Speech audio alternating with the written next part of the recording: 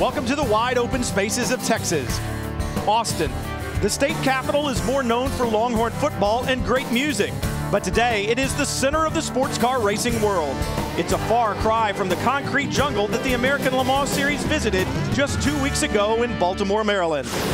And the green flag waves, and already we've got a massive crash. The racetrack completely blocked. Wow. We lost an hour of racing. The fans lost an hour of racing. I think that's just disgraceful. And then to continue to play further games and make this into a tournament of regulations, that's not what racing's all about. The other car needs to read the rule book and listen in the drivers' meeting. Timbers could flare again today in the Texas heat as the pressure of championship battles is hotter than ever. The American Le Mans Series, presented by Tequila Patron, makes its first visit to the Circuit of the Americas. Next. ESPN and the American Le Mans Series, presented by Tequila Patron, are proud to bring you coverage of Series Round 8. The American Le Mans Series at Circuit of the Americas, presented by Tequila Patron. Absolutely perfect weather in store for all of us here at Circuit of the Americas, the 26th different venue the series has competed on since its inception in 1999. Welcome, everyone. I'm Brian Till, along with former American Le Mans Series champion Johnny O'Connell, sports car expert John Hindhaugh. And Johnny, you've raced here before. What challenges does this new racetrack present to the drivers today? Well, Brian, everybody loves coming here. They know how to lap it. How do you race it? That's a different story. That's what they've got to learn here today. You know, and remember the American Le Mans Series, we have 5 different categories of cars. How are they going to zig? How are they going to find the great overtaken areas and the S's? What are they going to do there to make their challenge even more difficult? Yesterday, everything was done in the wet, qualifying in the wet. These guys are going to today have to learn how to set up their race car in the dry. And Johnny mentioned 5 different classes of cars competing here today. And while the championship in Prototype 1 may be all but settled, John Hindhaugh, there are plenty of storylines yet to be played out in the other 4 classes. Yeah, we're just over 20 points, 24 points separating all of the class championships that are still up for grabs. So we're not just racing here today, but we're thinking about the rest of the season. And look at how tight some of these battles are. First and second covered by 4 points in at least 2 of the classes. And it is just still going to go all the way down to the wire. Well, GT is one of the very most closest 4 battles, and Kelly is down there with BMW, one of the protagonists. Well, Bill Oberlin has 1 win on the season in his 55 BMW. He sits 5th in the point standings, and he'll start from pole position today. But, Bill, when you look at the big picture, it's really about getting BMW this manufacturer championship and your teammate in the 56 car, Dirk Mueller, the driver's title. So how will that affect things in the game plan today? Well, I mean, if he's close, we're going to do whatever we can to win Dirk the championship. That's our job. I'm too far out of it right now. But this Z4, car number 55, 2 poles in a row, Joey this weekend, me last weekend, it is really good. I have a feeling we're on different tires in the Corvette from what I'm thinking. It could be very interesting to see. It's going to be a fist fight, a full-out fist fight. I have nothing to lose, and they know that. So we're going to go running as hard as we can. All right, well, Bill is batting 1,000 here at Circuit of the Americas. He's raced here twice in other series and won both times. Brian? Thanks, Kelly. Bill Oberlin says he's going to take the fight to Corvette, but his teammate, the 56 of Dirk Mueller and John Edwards, they'll have to start from the back of the grid today because they did not mark their tires for qualifying. Now, Austin, Texas is a long way away from Baltimore, Maryland, and the racetrack here at Circuit of the Americas is vastly different than the mean streets of Baltimore. At the start there, a massive crash involved at least a half a dozen cars and created problems not only on the day, but for many competitors going forward. Jamie Howe has more on the before and after of Baltimore.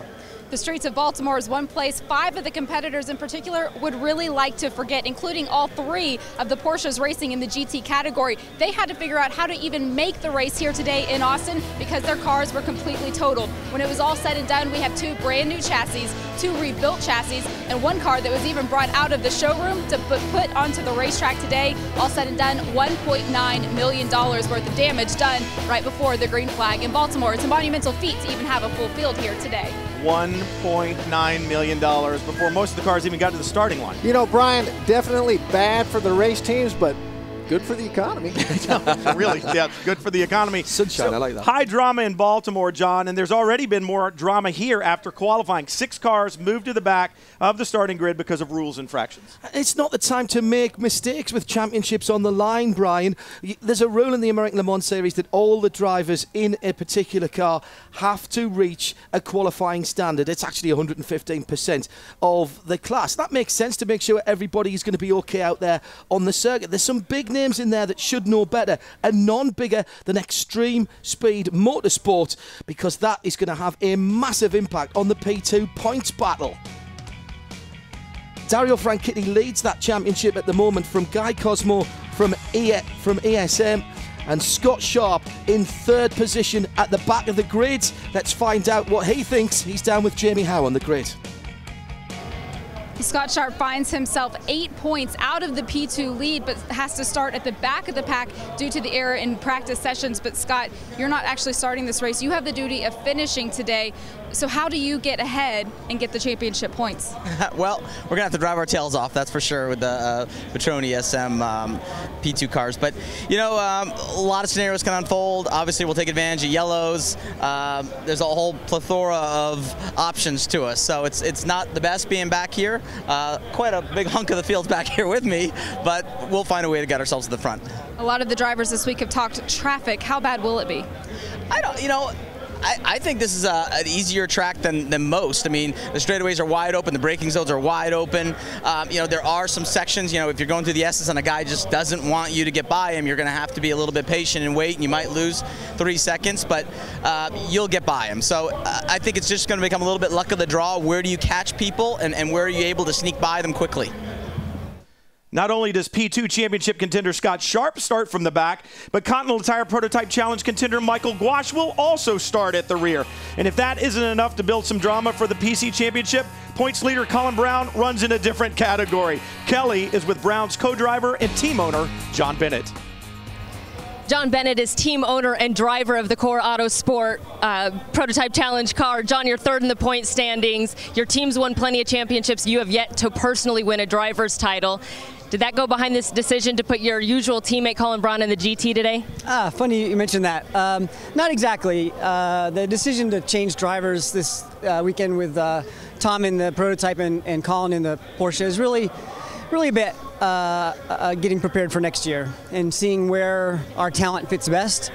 And so it's going to be an interesting experiment this weekend to see Colin in the Porsche.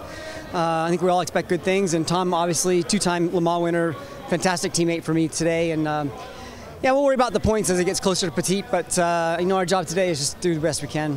All right, John, of course, referring to the fact that they were just announced as the new Porsche factory team for next year. Congratulations on that to you, John. Yeah, thank you. Well, already Core Autosport looking to the future, and maybe Colin Brown behind the wheel of a Porsche in 2014 will be interesting to see. Plenty more action from the American Le Mans Series when the green flag falls from here at Circuit of the Americas. When we come back on the other side of this break, it'll be Jeremy Shaw and Greg Kramer. They'll talk you the rest of the way through.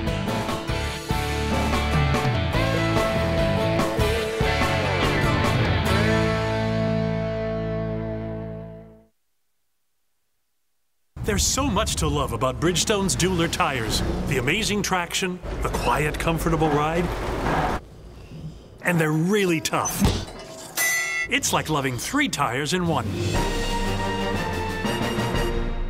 Deltran Battery Tender battery chargers.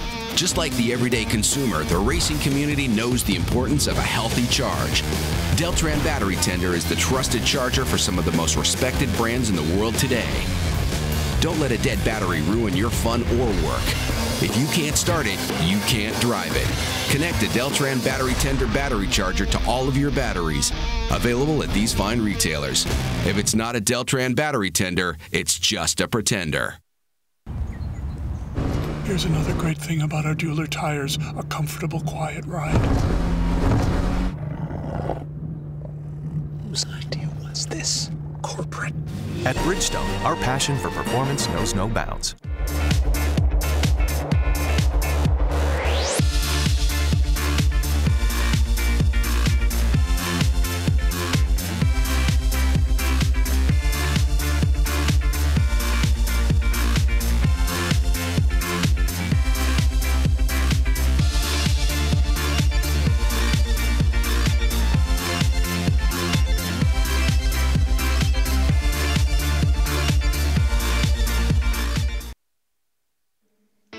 ESPN coverage of the American Le Mans Series presented by Tequila Patron is brought to you by Continental Tire, innovative technology, driving confidence. Chevrolet, find new roads. Tequila Patron, simply perfect. The fastest car here at Circuit of the Americas is a number 6 Muscle Milk Picket Racing HPD. After opting to skip the promoter test days on Tuesday and Thursday and rain yesterday, the car hasn't done many laps. But Jamie Howe is with Klaus Graf. Muscle Milk Picket Racing may have already wrapped up the P1 championship, but there's still 3 races left, and they want to win all 3 of those. For driver Lucas Luhr, you did claim the overall pole position, but this is a brand new racetrack. The American Le Mans Series has never raced here, so what are you expecting for the next 2 hours and 45 minutes? I think it's a very good racetrack, first of all, great facility, and I think it makes good racing for sports cars, especially the first complex is very quick for us, the S's. It's not so quick for the GT cars. But there's only one line, so you cannot, overtake. And I think if you're forced to overtake, there's going to be an issue. So it's going to be interesting to see how people deal with the traffic around these areas. In the P1 category, what's that traffic like? Well, it feels like there are 200 of GT cars. Every couple of corners you have a GT car. But that's part of the sports car racing. I think that's why the fans like it so much. And personally, that's why I like it so much. It's like driving on the highway, going left, right, left, but you don't get a ticket. All right, and guys, the sun is out now. Things are going to heat up. They are going to heat up, very different from yesterday, and of course that was Lucas Luhr did a late switch there for Klaus Graf. In GTC points, we've got some great battles going on there. It's Cooper McNeil and Jerome Blakemon that lead, and Cooper McNeil is with Kelly Stavast. Cooper McNeil and Jerome Blakemon have a 6-point lead in the GTC Championship standings in their 22 WeatherTech Porsche. And Cooper, your teammate qualified 3rd in wet conditions yesterday. Are you comfortable with the situation you're starting this race in?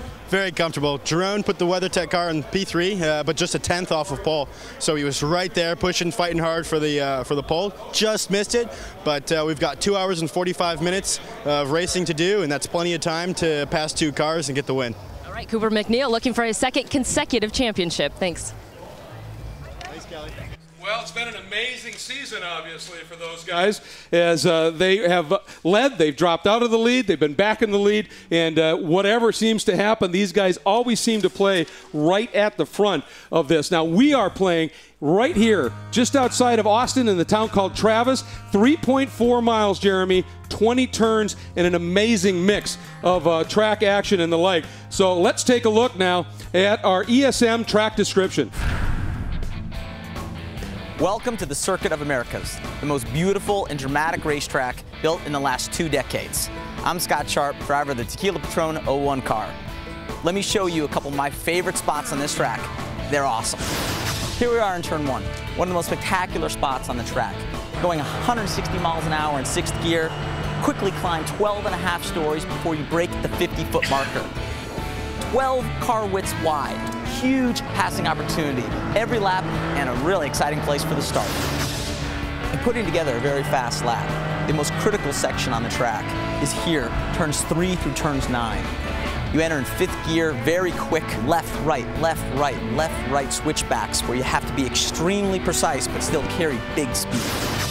There are so many challenging sections on this circuit, but what's important for me is where can you make the pass. And probably one of the ideal spots is down the longest back straightaway where you're drafting the guy in front of you before you get a very, very late braking from 6th gear, 180 miles an hour, down to 1st gear, literally 30 miles an hour. Probably your last spot before the next twisty section leads you onto the front straightaway and you complete a lap here at Circuit of America.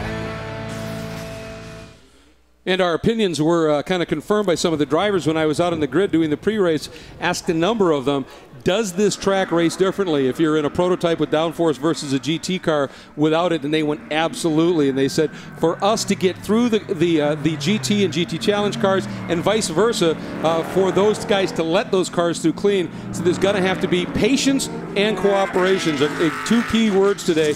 But they said if they do that, Jeremy, they think this race could go green flag to flag. Yeah, it's certainly a possibility. We've seen a few incidents during the weekend, and we had, of course, rain all day yesterday, so a lot of these teams have had very little track time, particularly in dry conditions. This is on board with the number 56 car, John Edwards here.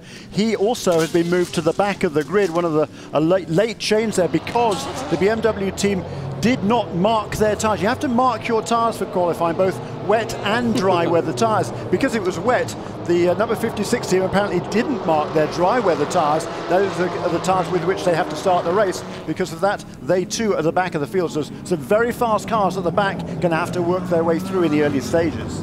And there's a look at the beautiful Porsche safety car that's leading this field around, and we'll be making the move into pit lane as we get this 8th round, 2 hours and 45 minutes underway. What we've seen here, by the way, very quickly, folks, is when a wrinkle is thrown in, like the weird weather that we've had, how many teams are really aware of the rule book, and a few of them clearly did not get through the complete reading of that rule book. But now it is time to read the race.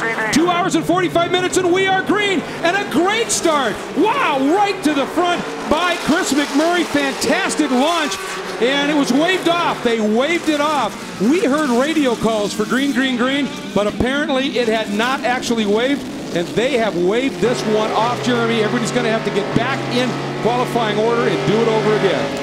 Indeed, and well, they're racing hard. Yeah, they are. I don't think these guys, some of these guys obviously haven't been told yet. Wow. They're still all right, now green we're getting yep, they said they did go green. Apparently, we got an indication from an official it was waved off, but green it is. It looked good to me. Yeah. I mean, great start actually by McMurray. He just timed it to perfection. It wasn't a jump. It certainly didn't look. It didn't look like it to me, certainly, but already we've seen that Lucas Luhr has asserted himself at the front of the field, so he's up there now in P1. McMurray settling into second place, but all sorts of battling farther back here. There's the new Delta Wing Coupe they're running in 5th place overall. And I think we just saw Chris Cumming take over the lead in LMP Challenge around Mirko Schultes as he got down into that very tight turn 11. He had a great line down to the inside, and I think he did. He did, in fact, pick that up. And now Mirko under attack as well from John Bennett. Oh, it's going to be close. Bennett realized that door was going to shut. I think he dipped the brake wisely. I think he did. That was pretty close between those two. And good to see both the Bar 1 Motorsports cars right up there in the thick of it with the number 7 cars and number 8 cars in 1st and 4th in that class. And Mirko Schultes still stuck there in 2nd place, and John Bennett right behind him. And then the first of the GT cars, the 2 Corvettes at the front, but split by one of the Vipers. That's the number 93 car. Yeah, that was a great launch coming up from 6th on the grid to 3rd for that Pennzoil Ultra Viper of Jonathan Bomarito. Did the qualifying, also got the call to start, and very opportunistic in the early going. There you see those 2 yellow Corvettes, and they have, but here comes one of the P2 cars from the back. That is one of those ESM machines. That's the 02, and a great opening lap by Johannes van Overbeek. Just another example of how he has been amazing this year. Yeah, he certainly has. He's been absolutely revelation for me. We talked about it regularly during the season. He's done his whole career in closed-top cars, never driven open-wheel cars or prototypes at all. At the age of 40 years of age, he's proved to be a very quick learner, and the vastly experienced race engineer, chief engineer at Extreme Speed Motorsports, Dr. Steve Bunkle, is seriously impressed. Oh boy, and I tell you, we just got word from the officials that they have issued. Oh, let's get down. This is a huge story developing, an early driver change. Let's get down to Kelly Stavas. A little bit of strategy we see here playing out for some of these teams who are penalized and sent to the back of the pack. Part of that penalty included the fastest driver had to start in the back, start in the car, a driver that normally reserved for the end of the race. So we see Scott Sharp now taking over the driving duties in the Extreme Speed 01 car, having trouble getting it fired up, by the way. He took over for Anthony Lazaro. Behind him, we see the 9 RSR prototype challenge car. Bruno Junqueira had a start. He is now handed those driving duties. He's swapped out of that car. So to David Hannemeyer Hansen, a lot of strategy playing out early. And I spoke to a few of the teams before the start of the race, and I heard this suggest there might be some early pit stop strategies going on here. And as long as they don't lose a lap, that's fine. Let's have a look at a replay here. And we can see at the back of the field there. Yeah, that was one of the ESM cars being pushed off the road. That is the 01 car. So Anthony Lazaro losing some time there on the first lap before making that pit stop. So getting Scott Sharp in the car, and of course Scott is the driver who is in the points chase in this scenario. Anthony is not, so that's allowing Scott to make sure he gets his time in the car and see if he can set some sort of a stage here in the early going. As we watch already, Lucas Luhr opening up a substantial margin over Chris McMurray in the Dyson car, and then the gap that they have back to Scott Tucker in the number 551 level 5 entry. And boy, he has got his company right there. I think that's what you call a wingman right there in Guy Cosmo. That's right. It's Scott Tucker, the team owner there. He's driving the 551 car. He will hand over that car to Ryan Briscoe later in the afternoon. Guy Cosmo will hand over to Marino Franchitti. And of course, it's Tucker, the team owner. He's the guy who that team wants to win the championship, the Drivers' Championship. In order to do that, they're going to have to play some shenanigans here, some clever strategies, because not only is behind on points to Scott Sharp, he's also well behind his teammate Marino Franchitti too, because of that incident in the first lap at Baltimore 2 weeks ago. And as I said, we also had word that the number 55, the BMW on pole, was actually given the sportsmanship flag, which is essentially a furl black flag that they indicate for being a little bit too defensive, i.e. blocking on that run up to the start and up into turn 1. So just a little bit of a warning, letting them know that they are being watched. And then if it happens again, then you can actually have some sort of an enforced penalty at this point. On board with Jonathan Bomarito, the number 93 Viper, second in the GT category, out of turn 11 and onto the longest straight here. It certainly didn't do Bill Auburn any favors, because he went from the lead in the class on the class pole all the way back to 8th position in GT at the end of that first lap. Well, maybe as he was shutting the door and he got nudged or forced a little bit wide as a result, and sometimes you block a little bit and karma can come back and bite you just a little bit. On board now with the number 56 car, as you pointed out, Jeremy, at the back of the field due to the not getting the tires marked in qualifying. So they too have a heck of a charge coming up through the pack. That is the 48 Porsche that sits right in front of them. Well, we were told he went to the back of the pack. I presume he did, but boy, he's made incredibly quick progress, because he's already up here with a whole train of GT cars. So it took him no time at all to work his way through the GTC field. Yeah, Jonathan Edwards has proven to be an awfully quick study as he's filled in for Joey Hand this year. And just the way things sort of fell, the opportunity for him to come here and run, and also have Joey come in and team up with his old teammate, Bill Oberlin. They've done a lot of running together. And to have those two together in the cars, we hop on board now with Guy Cosmo, sitting second in the LMP2 category, 4th overall, and following Scott Tucker, teammate, team owner, in that number 551 Alpina Watches machine. Yeah, that's going to be interesting to see how that pans out, because the two ESM cars will be working their way through the field, the 01 and the 02. The 02 is already up into 5th place, and it might not be too long before he's able to catch up. If Guy Cosmo stays where he is and continues to run behind Scott Tucker, they've currently got about 13 or 14 seconds advantage over the 02 car, but I think that's going to diminish fairly rapidly, because I believe Van Overbeek is capable of running significantly faster than particularly Scott Tucker. So is Guy Cosmo going to continue to play that wingman role? We'll see. And what we are seeing, too, is a great drive. Just saw a glimpse of it. Hopefully we'll see it again. The number 5 LMP Challenge car, that's the Starworks entry. Again, one of the cars that had to be forced to the back of the grid to start because they did not get both drivers in the car and into the 1 minute or the 115% rule. Another change. This is the Molecule entry, another of those cars, the P1 Matheson entry. And again, the rule then stated that the fastest or the pro driver had to start. That was Dane Cameron. They're just turning it over to Mike Gouage.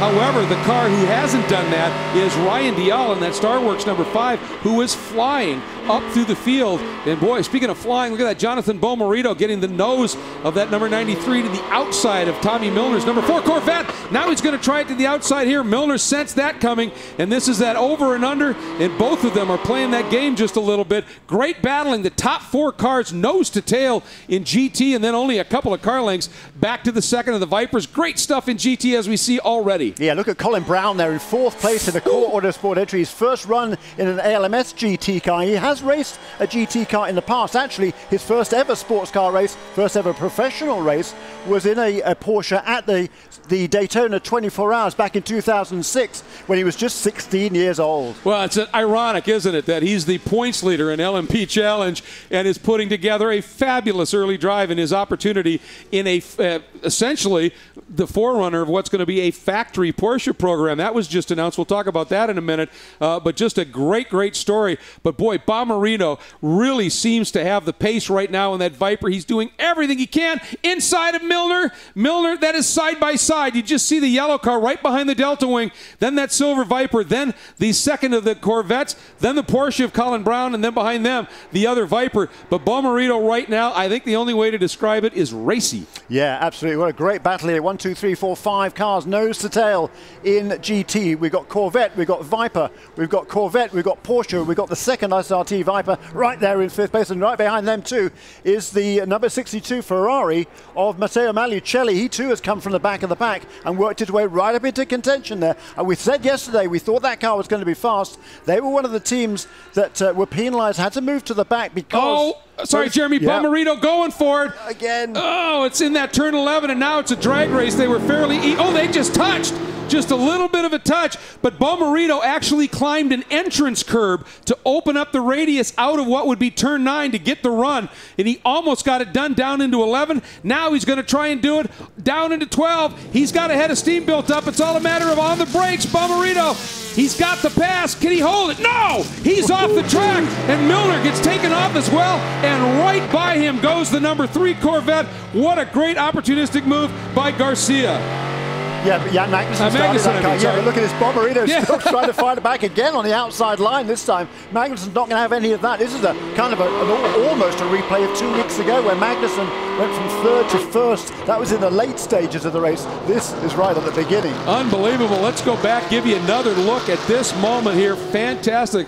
Take a look, folks. Right here, there's Bomarito down to the inside. A little bit too hot. Cut underneath goes Milner, but he got off a little wide too, and around both of them around the outside goes Magnussen. And look at Milner trying to stay put as well. Here's the onboard look for Milner. Yeah, and certainly a bit too optimistic there from Jonathan Bomarito. It was a great move. He had a little bit of top end speed, I think, there on the Chevrolet, but he got on the brakes a little bit too deep on that inside line. Much tighter line going into that corner.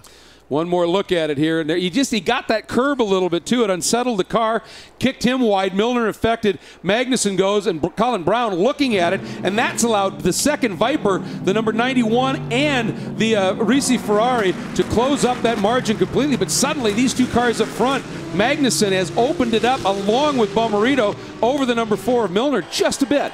Just a little bit, and in the championship stakes, in the driver championship stakes in GT, it's the number 3 guys that are currently 2 points behind the number 4 guys. So it's Oliver Gavin and Tommy Milner who lead the points at the moment. You're 94, 92 though for Jan Magnussen and Antonio Garcia, despite scoring no points at all in the first round of the season at Sebring.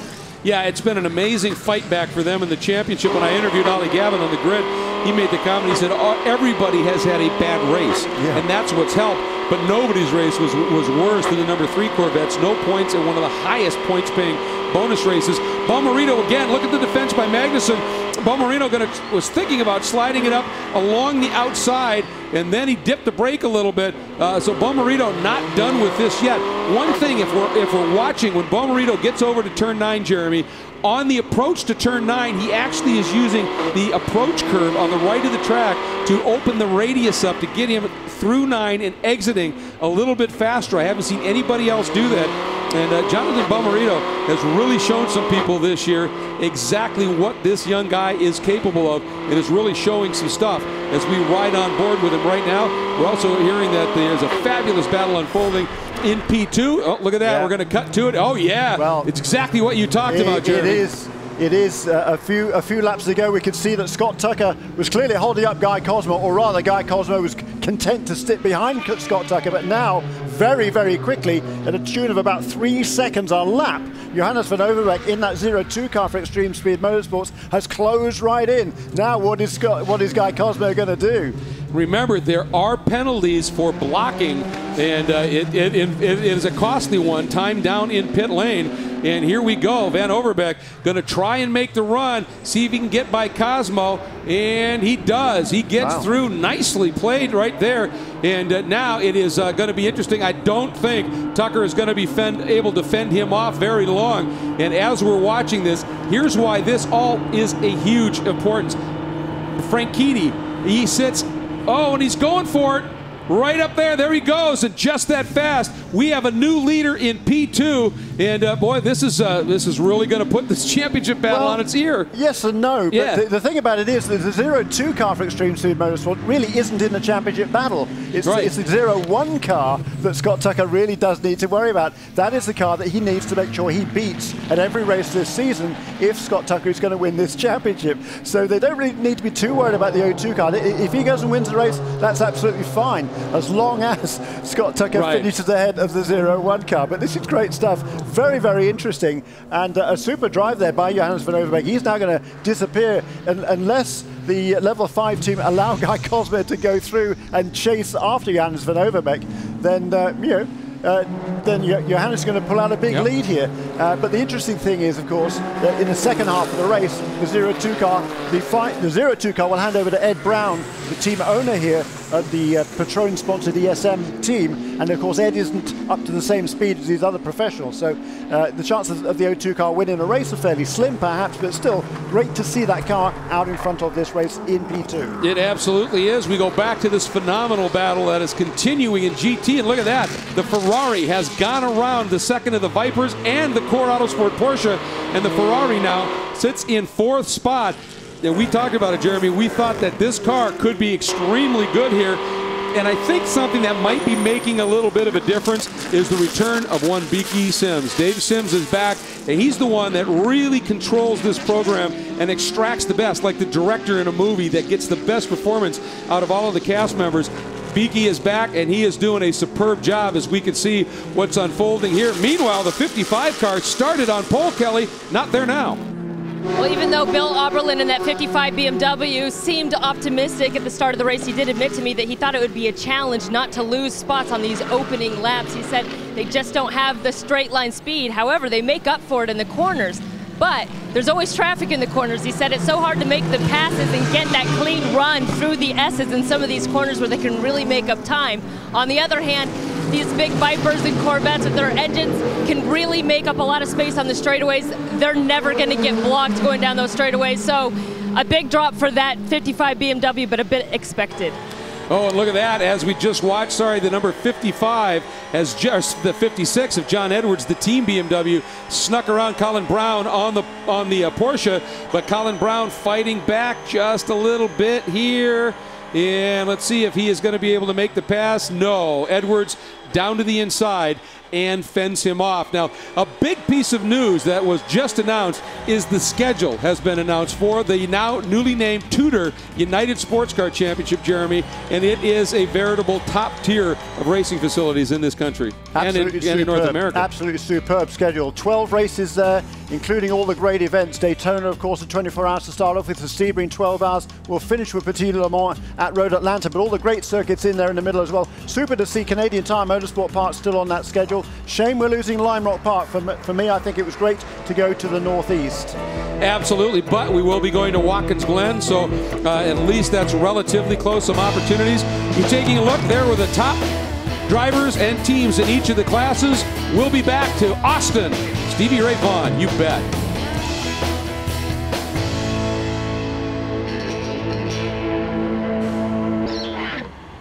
Deltran Battery Tender Battery Chargers. Just like the everyday consumer, the racing community knows the importance of a healthy charge. Deltran Battery Tender is the trusted charger for some of the most respected brands in the world today. Don't let a dead battery ruin your fun or work. If you can't start it, you can't drive it. Connect a Deltran Battery Tender battery charger to all of your batteries. Available at these fine retailers. If it's not a Deltran Battery Tender, it's just a pretender. We all know what a horseless carriage is. Had to ride in the back of them with parents that could never give us a satisfactory answer to the question, are we almost there yet? And we long for the day when we could get portraits of our zit-ridden faces laminated onto plastic cards that would give us the authority to cruise up and down Main Street and burn a little rubber without any adult supervision. The average 16-year-old boy in America would rather have his own set of wheels than make out with the captain of the varsity cheerleader squad. How can we desire a machine more than another human being? Every driving machine has a body, but for a cube of metal to become a living, breathing entity worthy of our passion, it must have a soul. So it is up to the maker of the machine to breathe life into its creation. The machine cannot say it's greater than the maker, nor can the maker say the machine is beneath him, because through the process, the two have become one.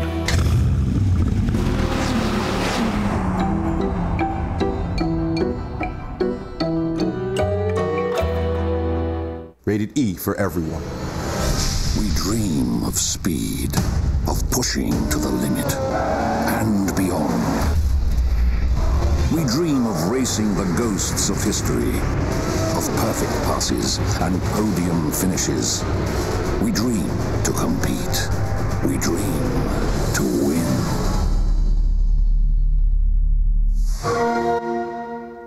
Xbox 360, starting at $99. Everything we ever thought up. Everything we fight for. Everything we dream of. Everything we are. The 911. Porsche identity.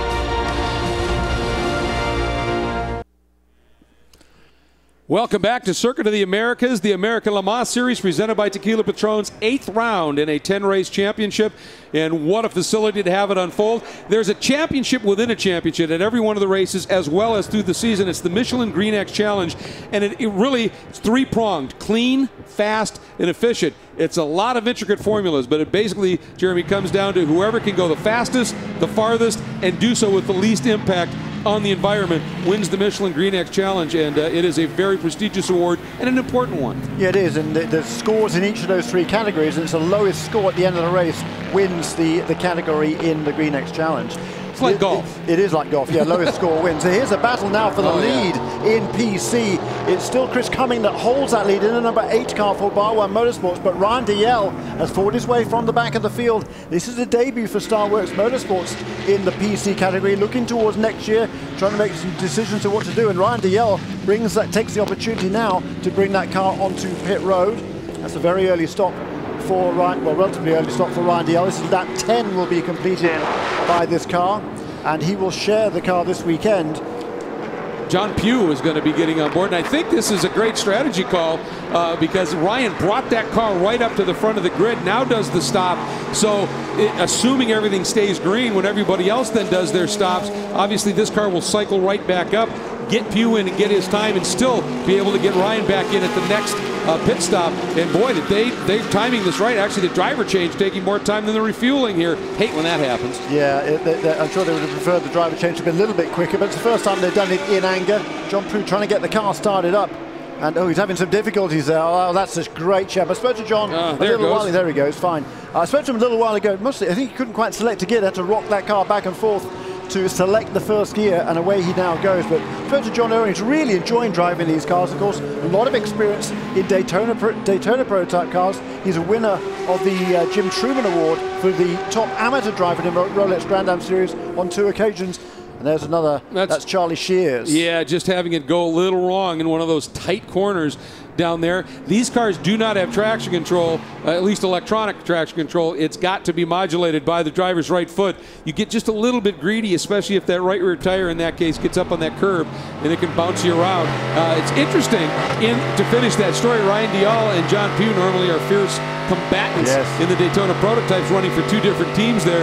But the guy that was supposed to drive with Ryan at the last minute couldn't make it. They brought John in, and as always, he's doing a great job. And look what's unfolded here in GT while we were in break. Jonathan Bomarito has taken that Pennzoil Ultra Viper into the lead. Bomarito 2 poles this year, but the other car of Goossens and Farnbacher got the first win. You know that Bomarito and Whitmer want to get one. And I told you earlier, I was talking with John, he said, we've got to win here because this is Viper. This is snake country, isn't it? Yeah, really. So he's shown he wants it. He's taken that to heart then, hasn't he, Jonathan Bomarito? He really has. He's worked his way to the front. And look at that Ferrari there now in 3rd place. And the 2 BMWs are closing right up on this group as well. They dropped back earlier on, or one dropped back early on, the other one started from the back. But they are now, I believe, working their way forward. in the pack of GT cars. While we were away, take a look at this moment. There's the 62 coming through. Gets into the back of the number 3 because he got pinched by the 4, and that was all happening while Bomarito made the pass. So you see Bomarito down the inside for the lead. Boom, there's the tag. 62 getting into the side of Magnussen in the number 3 Corvette. Milner watching it all unfold. So well, I'll tell you, we've got fierce racing in this GT category here in the early going. And you talked about Dave Sims, the long-time team manager at Racing Competizione. He's been away for most of this season and undergo surgery earlier in the year, but he's back here for the first time in several months. As you say, great to see him back. But he sat down with both drivers. He's been watching all the races, our coverage on Motors TV in Europe, and he's becoming intensely frustrated with all the incidents that were befalling this team. And he sat down with the drivers earlier this week and said, listen guys, we want you to bring the car home, no more mistakes. You really are literally driving for your careers. Yeah, we want to continue. The Racing Competizione team, I'm pretty sure, will be continuing next year. There's been some speculation about that, but I think we might well see some driver changes.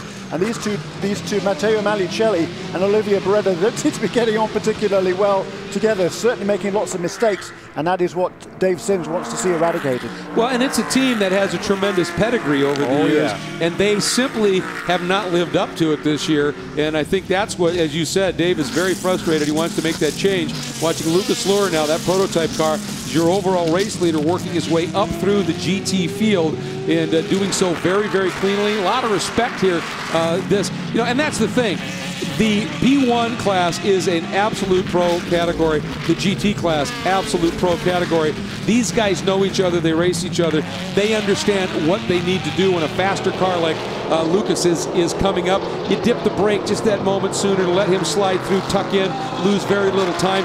Other times, other cars, other drivers may not quite grasp that, obviously, and this is something that really is a joy to watch. This, as I've said many times, Jeremy, is high-speed chess, and watching how you think about moving those pieces around is really something in the hands of these pros. Yeah, it's great to watch. It's Patrick Dempsey in that car in front of us, I believe. I believe you're right. Number 27 car. He's turning some very good laps lately. He's turning laps pretty much on a par with all the other leaders in GTC. It's Enrique Cisneros that leads that class at the moment in kind of a third of the NGT Momo car, just from about a second or so from Ben Keating, who's driving number 66 car, who was qualified on the pole position for TRG by Damian Faulkner.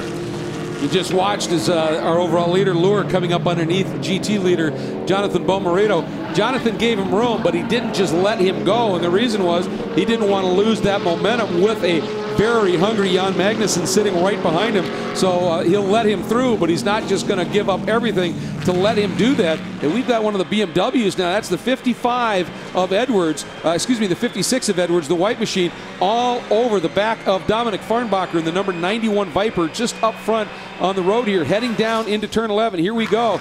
They've reeled it in. Those BMWs have come alive a little bit here, I think. And it might just be the car's a little bit lighter now, having burned off some fuel, maybe a little bit more responsive, and maybe not quite so abusive on tires. Yeah, you're right. John Edwards is absolutely flying. I think he's set the fastest lap of the race so far in GT at 2 minutes 06.0. And he's come up from dead last on the field, 33rd position on this starting field, and he's now up to 15th overall and 6th in GT.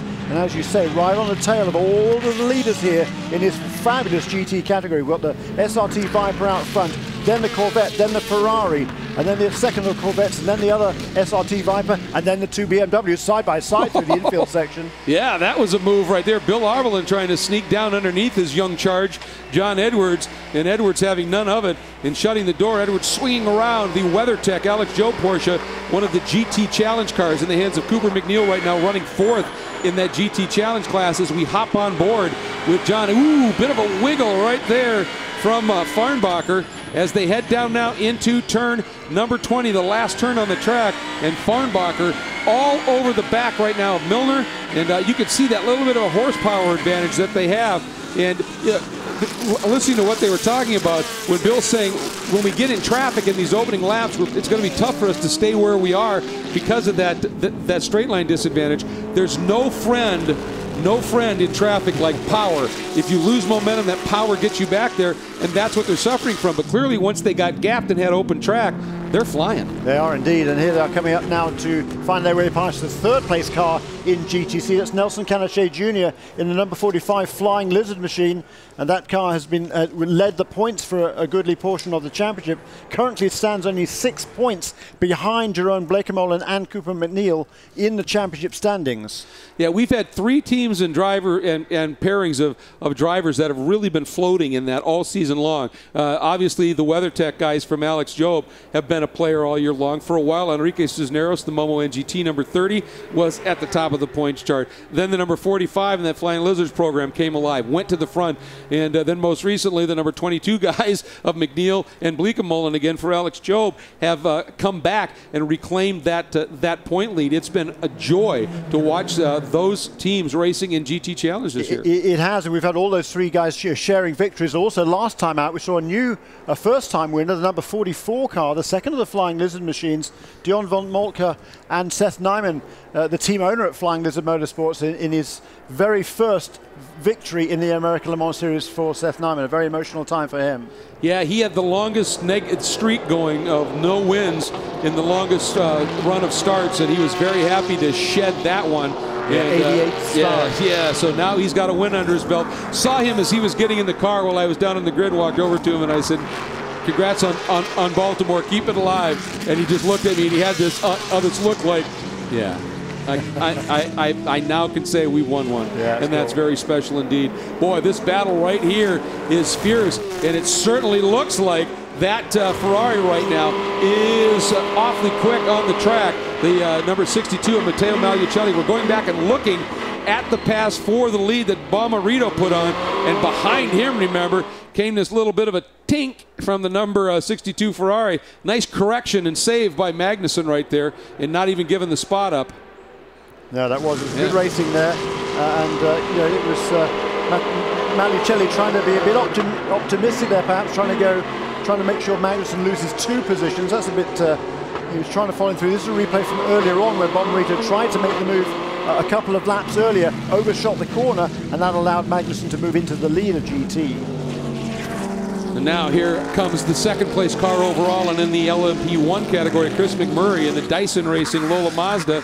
And there is the the number 0 of Catherine Legg in the Delta Wing right now, having a strong run. But we were just talking about how incredibly strong the Risa Competizione Ferrari looks, Jamie.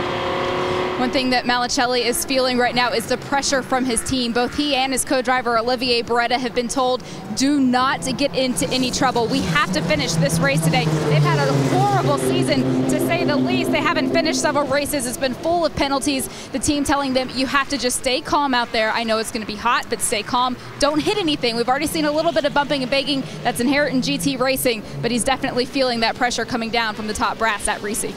Well, and you can see that little bit of damage to that right front corner from the contact with Magnussen, but in Magliucelli's defense on that one, as he was making the pass on the 4 car, the 3 turned down across. I think you give him that one. That was just good, close, hard racing, and 2 guys going for the same spot, not aware that the other one was going to be there as well. And it doesn't seem to have hurt the performance of this Ferrari at all, and he is driving a very strong race right now, although he's lost just a little bit now to Magnussen.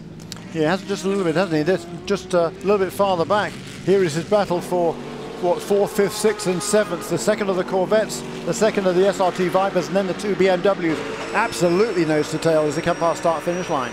And come past the leader in the GT Challenge category, the number 30 of Enrique Cisneros, in these beautiful Momo Porsche from NGT Motorsports. That's the 4 car going backwards. Yeah, it sure is. Something just doesn't seem right as he's backpedaling in a hurry. He lost a couple of positions there, Tommy Milner, both to Dominic Farnbacher and John Edwards got through, I think. Yes, he did. They did.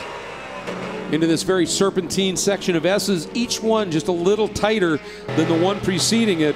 And you get this a little bit of a kick here, then a tight left here, wow. And there goes the 55 as well. Milner is struggling. Something's not right, Jeremy. Yeah, I'm wondering whether we heard maybe that Bill Oblin mentioned at the top of the show, he thought maybe we were on different tire strategies. I wonder whether the Corvette started on, maybe at least one of them started on softer tires, and maybe those tires are beginning to give up a little bit now. That could be one of the explanations for why Tommy Milner is slipping back the order a bit now with what we've only run 32 minutes of this race, so we're still only halfway through a full stint.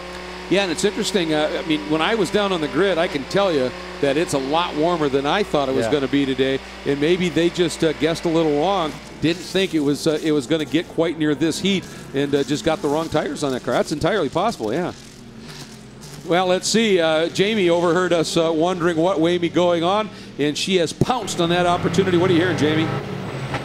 Well, you mentioned that it looks way too easy for cars to get around that number 4 of Tommy Milner. I just checked in with Gary Pratt, and that is indeed the case. They're having problems with the gearbox at the moment. It's not upshifting correctly. So Tommy out there holding on, trying to do everything they can. The Corvette Racing crew, they are getting set up for him to come in, but this is championship time, guys. He needs to stay out there as long as possible so that they don't get off of strategy when it comes to spending time here on pit lane. Well, we were talking, could it be tires or not? And that clearly or not. And watch this. We're on board, or actually we're going to watch it from here. And Milner, and you can see, just does exactly, getting out of the corners when they might be just making a quick upshift there. That little hesitation, and Oberlin just jumped on it and snuck through. So, boy, it's going to be a long day for Milner right now. Again, only 2 points clear of their teammates in the GT point lead. And we've seen gearbox problems on those cars before, haven't we? Wasn't it that cost the number 3 car the Sebring event? Exactly. Yeah. And this is a track where you're, it's a smooth, fast racetrack in many areas, but there's a lot of up and down through the gearbox here, and that just puts some stresses on it. As we're back on board with Enrique Cisneros leading in GT Challenge. There is the car that sits second, Ben Keating, in the number 66 Port Lavaca Auto Group and Viper Exchange Racers Group machine. And now we're getting reports that the number 4 Corvette, Jeremy, might be stuck in second gear. And if there's a gear to be stuck in, it's not 4, that's for sure. Keating really running wide there. Did a nice job to not go off track, because that's a penalty, but it certainly slowed him up, and it's allowed, these are all GT cars and non-class competitors to sneak through, but he's losing a lot more ground now to Cisneros, the number 30 car. Yeah, he is, and he's had a good first stint here, because he's had some problems in several of the recent races as Ben Keating. Hasn't got beyond the first few laps in several of them. Road America, he had a problem, and I think they had a problem last time out also at Baltimore. So it's put them way back in the championship now. And for Damien Faulkner, he's becoming increasingly frustrated here, and particularly to learn that Ben Keating is moving to a different organization next year. He's going to run a Viper in next year's GTD category, and he's actually signed Jerome Blakemolen to be his co-driver in that. So that's going to be an interesting move for Blakemolen. But for Damien Faulkner, he wants to get this car handed to him in clean condition and in a good position on the racetrack. Yeah, that's, you've got to wonder how Damien's feeling with that, because he's been there, partnered, and worked with it, and then to sort of just be left there a little bit. Now, I mean, Bleekemolen is certainly a great talent. He has also raced Vipers, having run Vipers in the GT category in the early part of the new millennium back in 2001. I think he was running Vipers, so he's got that a little bit of experience. But this is a whole new deal, decades past. So. Nice job here by Enrique Cisneros, with whom we ride right now, the Momo NGT Motorsports entry.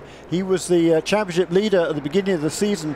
He won the races both at Long Beach and Mazda Raceway Laguna Seca. Also had a third place finish at Sebring to begin the campaign. Since then, they had a couple of loose races, bounced back with a third place at Road America, but they're still a fair way behind now in the championship standings. Enrique Cisneros is 20 points behind Jerome Blakemolen and Cooper McNeil, so it certainly isn't an insurmountable hurdle before the end of the campaign. And into the pits comes the RSR Racing entry, the 37 Signals base camp machine, and looks like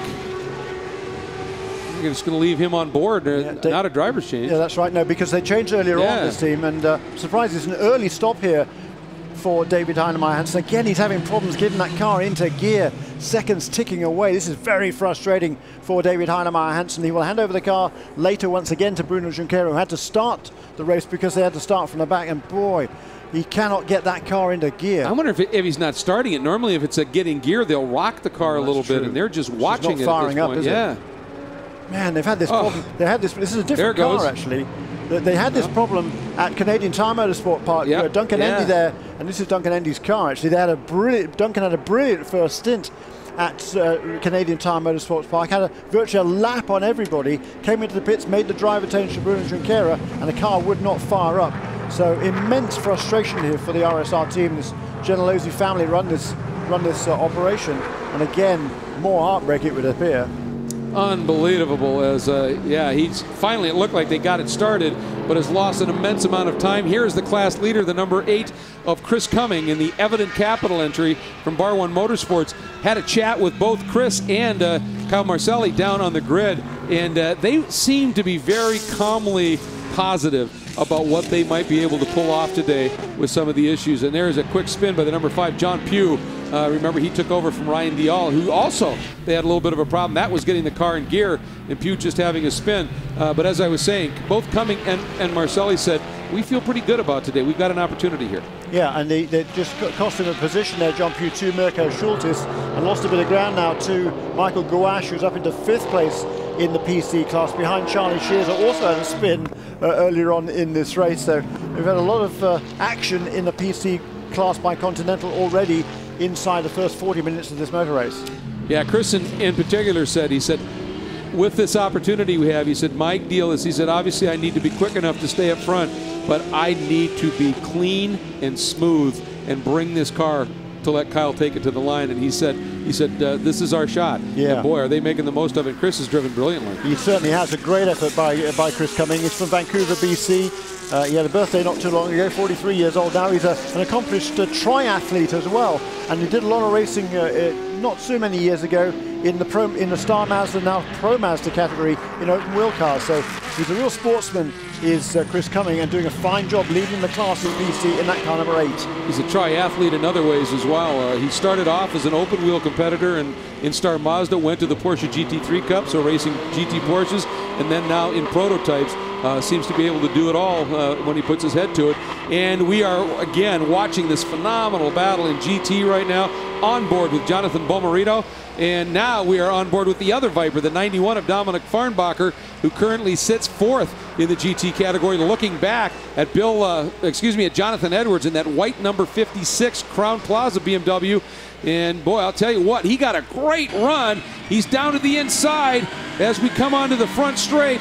He had a great run out of 19, but there you see that little bit of a deficit that they talk about in straight line speed, and that torquey Viper able to just launch off the turns.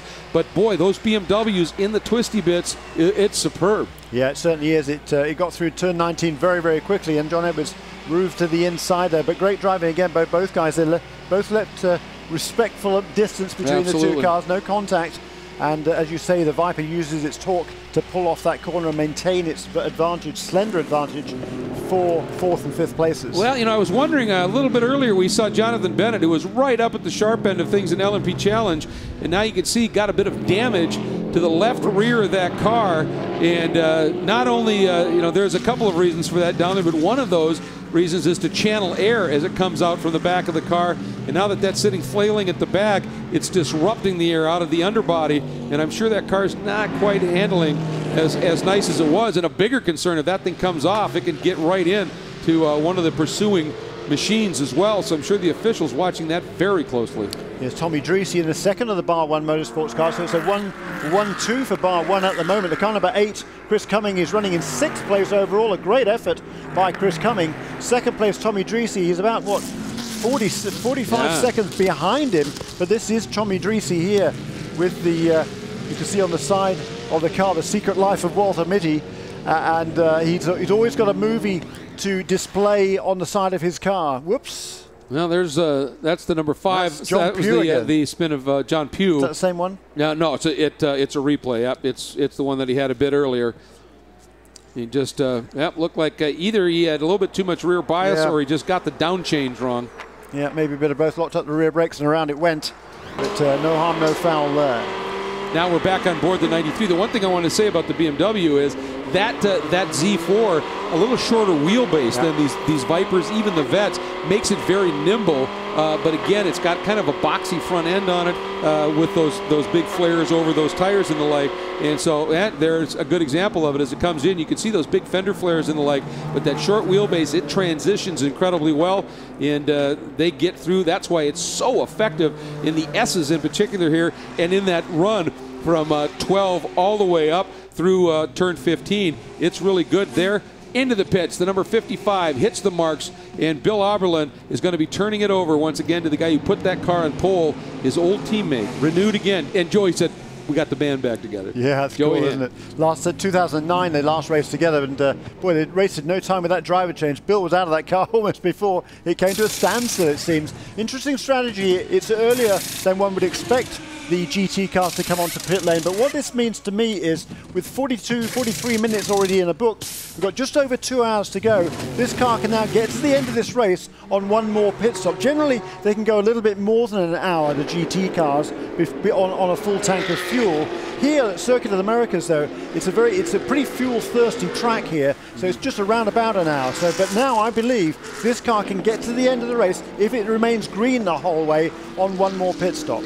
And I'm starting to think that some of these teams are thinking that's going to happen, that this could go green the whole way, and that's why they made this play, because now it's, they're in their window for that second and only remaining stop, and the driver change is done. So now when everybody else has to come in and do a change, fuel it, let it rip. I think that was a great strategy. And plus, if there is a full course caution now, the pits will be closed, so he would cycle all the way through to the front when everybody else made their pit stop. So a very interesting strategy once again from BMW Team RLL. Lucas Luhr, remember him? We haven't seen a lot of him because he is doing what they do and has opened up a substantial lead, as you would expect here. Lucas doing a very nice job. His teammate, Klaus Graf, will be getting on board. This team clinched their second straight championship with a win at Baltimore, and they tied the record, I believe, for most consecutive wins in a season. Consecutive, not most wins, but consecutive wins in a season, and they are going for a superb 7th consecutive win for these guys. What a way for these guys to wrap up their ALMS career. We certainly hope we see them in the new Tudor Sports Car Championship in 2014 and beyond. They're a pretty remarkable group, that's for sure. And love to have them on board. Lucas coming up on some traffic. He's got enough of a lead right now that he's going to be able to be very cautious and negotiate his way through without issue, and does exactly that.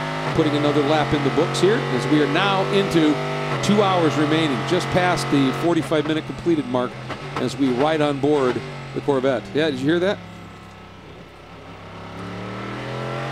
Well, we get a report now that the 7 of Tommy Dreese is stopped for avoidable contact, and that is usually a pretty tough one, a stop plus 60 in the pit. So boy, that is a long hold for Tommy, who was sitting there battling literally for second at that time when he had those issues, Jeremy. Yeah, incident apparently with Jonathan Bennett in the 05 car. I don't think we saw it, but the officials did, and that's what's important. We saw the tail end. No, we showed the replay of the 5, not the 05 when he spun. So yeah, we did not see that incident. But the Eagle Eyes up in race control caught it. And of course, some great corner marshaling around here. They're pretty good at catching those little incidents and drawing attention to it as well. It's a pretty remarkable view of an incredible facility here, Circuit of the Americas, as it winds through the hills here just in Travis, Texas, just outside of Austin by about, 15 minutes or so. An amazing facility.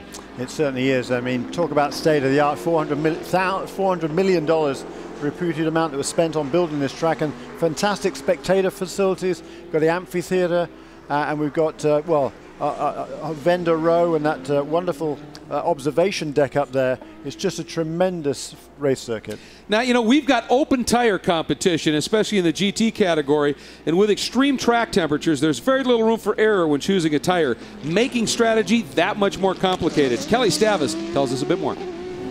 Well, it hasn't been quite as hot as we expected here in Texas in September, but certainly the sun is out. Temperatures climbing. About 15 minutes ago, track temps read 105. They've jumped to 119. Morgan Brady is team manager here at Core Autosport. Morgan, how do these hot temperatures affect tire wear? Temperatures are always a battle with tire wear. Fortunately, the Michelins handle it very, very well.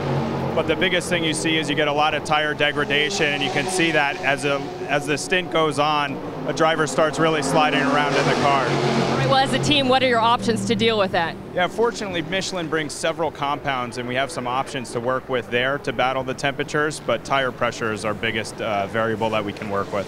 All right, tire strategy, always a major player here in the American Le Mans Series. Thanks. Having said that, Morgan, a whole bunch of GT cars have just set their fastest laps of the race so far, including his car, actually. Colin Brown just turned the best of 2:07.2, and a new improvements of Jonathan Bomarito on lap 22, a 2:05.682. That is a new fastest lap of the race in GT. That is for our leader, Jonathan Bomarito. He leads now by about 1 3/4 over Jan Magnussen in car number 3.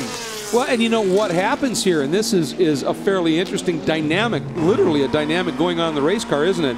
As you get deeper into a stint, those tires have been abused. They've taken wear. They're going off.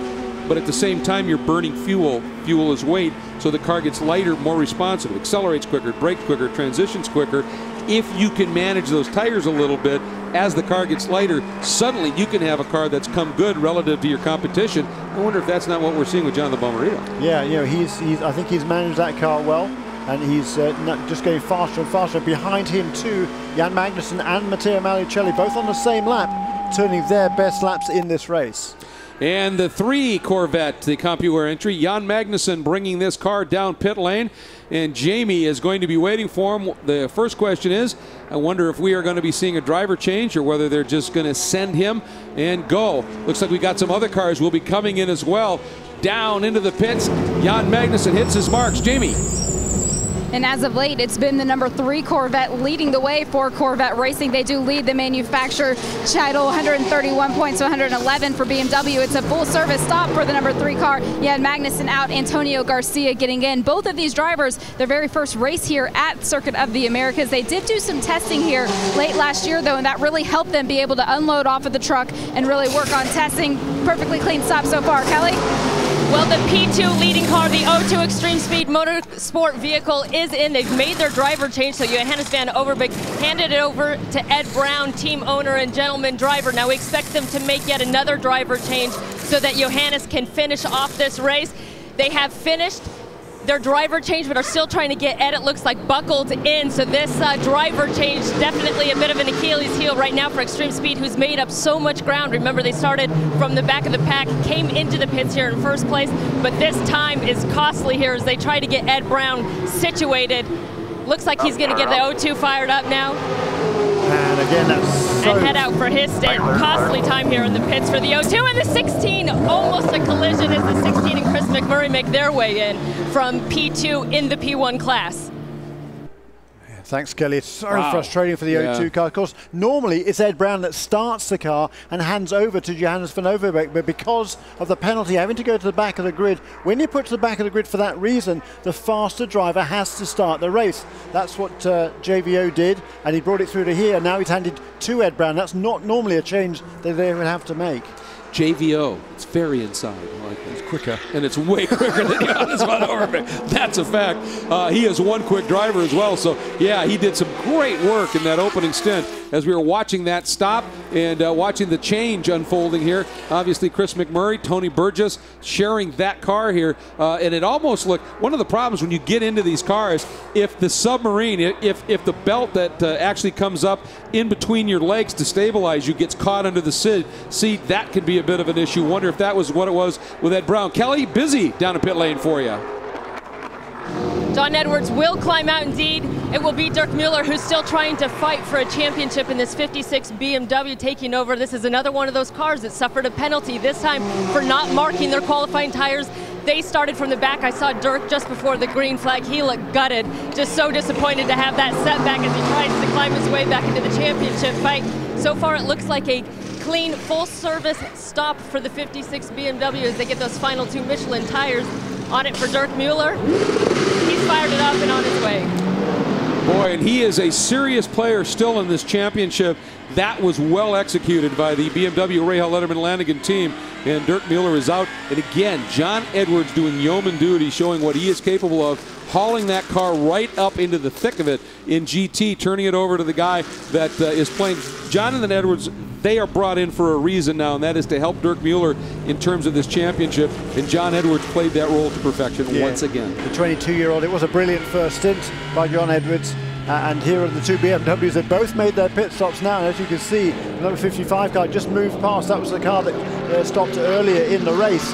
But this is very interesting strategies playing out now. What a great first stint that was for John Edwards, and now it's Dirk Mueller who'll bring that car home. And you're right, he's very much in the championship picture, particularly with that number 4 car having some sort of problems here, gearbox problems we believe, and slipping back down the order. And Tommy Milner, he's lapping, well, at least a couple of seconds off the ultimate pace in GT.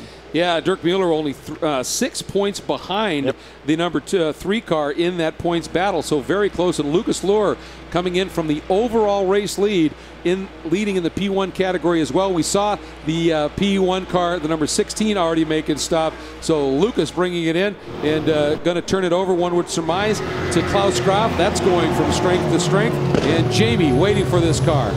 And Lucas Luhr will be staying behind the wheel of the number 6 machine. His team telling me this could be a pretty quick pit stop. One thing that's interesting about prototype racing, there's not a lot of room for extras inside of that cockpit. So Lucas, even with as hot as it is today, he doesn't have a cool suit. He doesn't have any drink in the car. Normally they throw him a drink bottle. He's telling the crew now he's okay. He is going to stay in the car. I don't believe they're going to take tires. It doesn't look like there's any urgency down here. No tires. Mueller, clearly muscle milk, pretty pleased with the balance today. Boy, I'll say. And obviously, Lucas, I had a chat with him down on the grid. He was the pole qualifier in the class, so I had an opportunity to visit with him. And he was just looking extremely relaxed. Obviously, that pairing, that car, a little bit quicker than anything else here this week. And they've already clinched the championship. And I looked at Lucas in the interview, and I said, Lucas, as you guys are already champions, you can go out and have fun today. And he said, exactly. He said, we're going to enjoy this one. Yeah, his best lap in the first stint was a 1:55.1, and I'm pretty sure that car can go a lot quicker than that if they need to. Of course, they don't, because the championship is already decided and they have the fastest combination here. But you talked about him winning the pole yesterday. That was the 23rd pole in the American Le Mans Series for Lucas Luhr. That ties the record set by Olivier Beretta. It's been a long-standing record, that one. It's been a while since Beretta last had a pole. And of course, earlier in the season, Lucas Luhr also beat Beretta's victory tally as well. 47 victories to the name now for Lucas Luhr. Yeah, he's usurping some records, that's for sure. Already has the most wins record. Here are your class leaders in each of the 5 categories in the American Le Mans Series, presented by Tequila Patron. Luhr, Cosmo in P2, and in PC, that great run continues for Chris Cumming.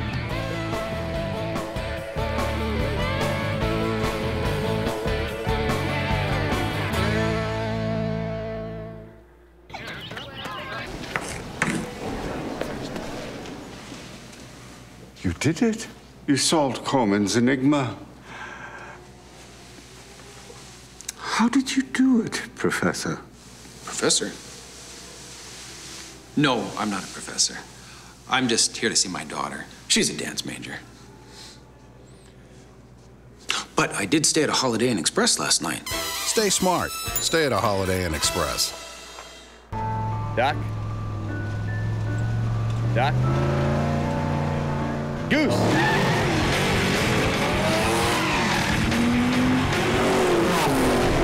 Our technology builds some of the best tires in the world. Because when it comes to performance, we don't just play around. Cheater, we said no 360s.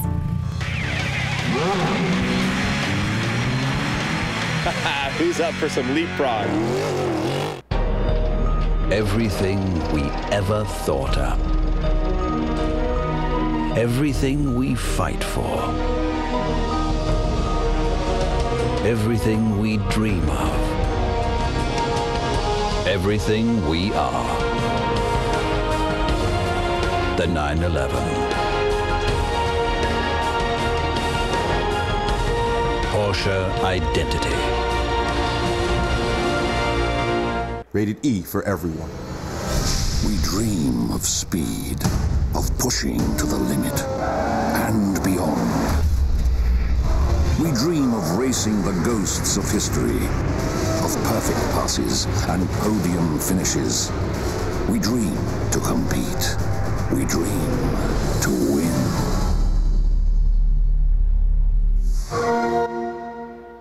Xbox 360, starting at $99. Now relax. Let the qi flow from the inner Zhang Fu organs outwards as the needles open your meridians. Oh, it feels so good. I really thought the needles would hurt. So did I. I hate needles. That must make it hard to do what you do. Oh, not really. I deliver paninis. He's the acupuncturist. but I did stay at a Holiday Inn Express last night. Oh. Stay smart. Stay at a Holiday Inn Express. Oh boy, take a look at this development here at Circuit of the Americas. That is the number 4 Corvette stuck in the 4th gear, and Tommy Milner has pulled it over and parked it. Huge developments in terms of the points here. There you see that is a very forlorn view here at this moment as Milner is done. And he's done a great job here getting that car way off course into a spot where it can be easily retrieved and pulled back behind the wall. He is sacrificing himself and some points possibly to allow this race to continue. Tommy is obviously they'd like to get this car back if there's any way they can and get that fixed, get him out and do something. But there you can see him. He just I can't believe it. That was the international gesture. Yeah, defending series champions, of course, Oliver Gavin and Tommy Milner leading the points as well coming into this weekend. They have done kind of on and off since winning the first round of the season at Sebring, but yeah, this is just a dreadful day for those two, and it looks like that car will go no further, and they will drop a long way back in the standings. You get 20 points for a win, but it doesn't look like it's going to be any points at all for the number 4 car this weekend. But look at this, the other car, the number 3 car, very much embroiled in that battle now in GT. Yeah, it's carrying the Velocity yellow colors very strongly right now for Corvette Racing as he has made up that margin. You talked about a little while ago that it looked as though the number 93, which has turned over now to Kuno Whitmer, have been able to open up just a little bit, and they've gone through their pit stop sequences. And Garcia, as we saw, got on board the number 3 Corvette and now has really glommed right back on to the back of Kuno Whitmer. Now the cars that have yet to stop in the GT category are the number 62 of Matteo Magliacelli. There he is in the Risi Ferrari of Houston, Ferrari 458 Italia, and the number 17 Falcon Tire Porsche of Brian Sellers, but they have not stopped yet. So Whitmer, Garcia, essentially, this is the battle for the lead, and it's just gone to Antonio Garcia. Yeah, and this is a super battle. It's been going on from the beginning of the race, hasn't it? They both made a pit stop and changed drivers. And Kuno Whitmer just came out of the pits on the last lap, has been passed by Antonio Garcia, who made his own pit stop a couple of laps ago. So his Michelin tires already up to temperature when the SRT Viper came out of the pit lane. Well, and I think that's why you saw Antonio able to get by relatively easily. It's just a matter of available grip. Once those Michelins come up to temperature, things will equalize just a little bit, and I'm sure this battle will be right back at it again. Bit of lockup right there, as you can see. Still trying to get a feeling for it. Okay, a lot. Yeah, he's lost a lot of ground. The problem is flats, did he hurt those tires? That's the issue. Well, we get a report now, the 551 Scott Tucker bringing the Alpina Watches Siemens HPD Honda down pit lane. And again, we're going to see whether or not he does the driver change now or stays in for another stint. So he's met the minimum. So the question is does he want to have it? Let's see what happens. Jamie, as always, ready to give us the insight. What do you got, Jamie? This will be a full service stop for the number 551 Scott Tucker climbing out, Ryan Briscoe getting in. Ryan Briscoe was supposed to qualify this car yesterday, but the rear hub broke and right on this outlap, so he hasn't actually seen the track in a couple of days. He got a little bit of track time yesterday afternoon. Very different conditions, though. He was really looking forward to that session just to get a couple more laps underneath his belt, but nonetheless, he said, we have one goal this weekend. That's to bring home a win. He knows that this championship is important to his team boss. Fuel complete. They are going to take 4 new Michelin tires. Every point matters here. When there are only 4 cars racing in the category, it's even more important to finish up front. There's a 4-point spread between first and second, and every point counts. Perfect stop for the number 551 team. And more importantly, it came right back to life, and we've seen that be just a little bit of an issue. So now Ryan Briscoe on board this car and back out into the fray at this stage. Scott Tucker doing what he needed to do, bring that car, have it be in one piece and have it be raceable for the very fast Ryan Briscoe. Yeah, and I think great strategy there from the team. Jeff Brown and is the main strategist for Level 5 Motorsports, able to run a pace there. I think that's why we saw Guy Cosmo stay behind Scott Tucker such a long time. If they're running at that pace, they could keep the cars out there for a whole hour before they come in and make their driver changes, and that will be enough to ensure that Scott Tucker can now hand over the car to Ryan Briscoe, who can run to the end, and it's all looking good now for that 551 team. Now we're looking at the pit stop for the number 30 Momo NGT Porsche, which had led a good portion of the GT Challenge race up to this point. Ben Keating in that number 66 Porsche is the leader right now. Enrique pitted, and we'll turn it over to Sean Edwards. And Sean Edwards incredibly quick in these cars. And here we go, the number 552 class-leading P2 entry, Guy Cosmo, down into pit lane for his pit stop as well. Hits the marks perfectly. Guy will be getting out, and so Marino Franchitti will be climbing on board. Jamie?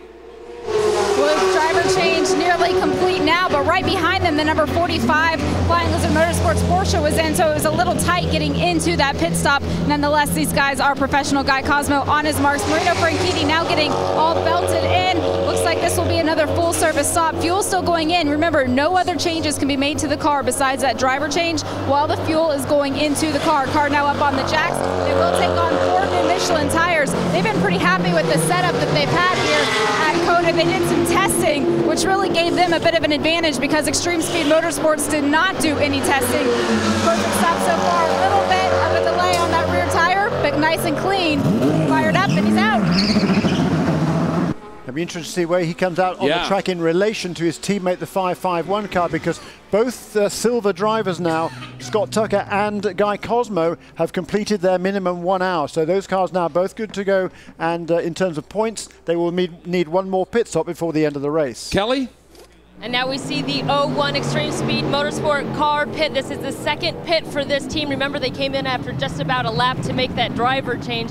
They took Anthony Lazzaro out, put Scott Sharp in. Now Lazzaro back in to probably finish off the driving duties here on the 01 as they continue to get him belted in and fuel this Extreme Speed Motorsports car. This team has not had a lot of luck on its side. Anthony Lazzaro had some contact with one of the guard walls in warm-up this morning. They had to put a new front clip on it, but they said other than that, everything was fine. Of course, they had the penalty that forced them to start from the back of the pack.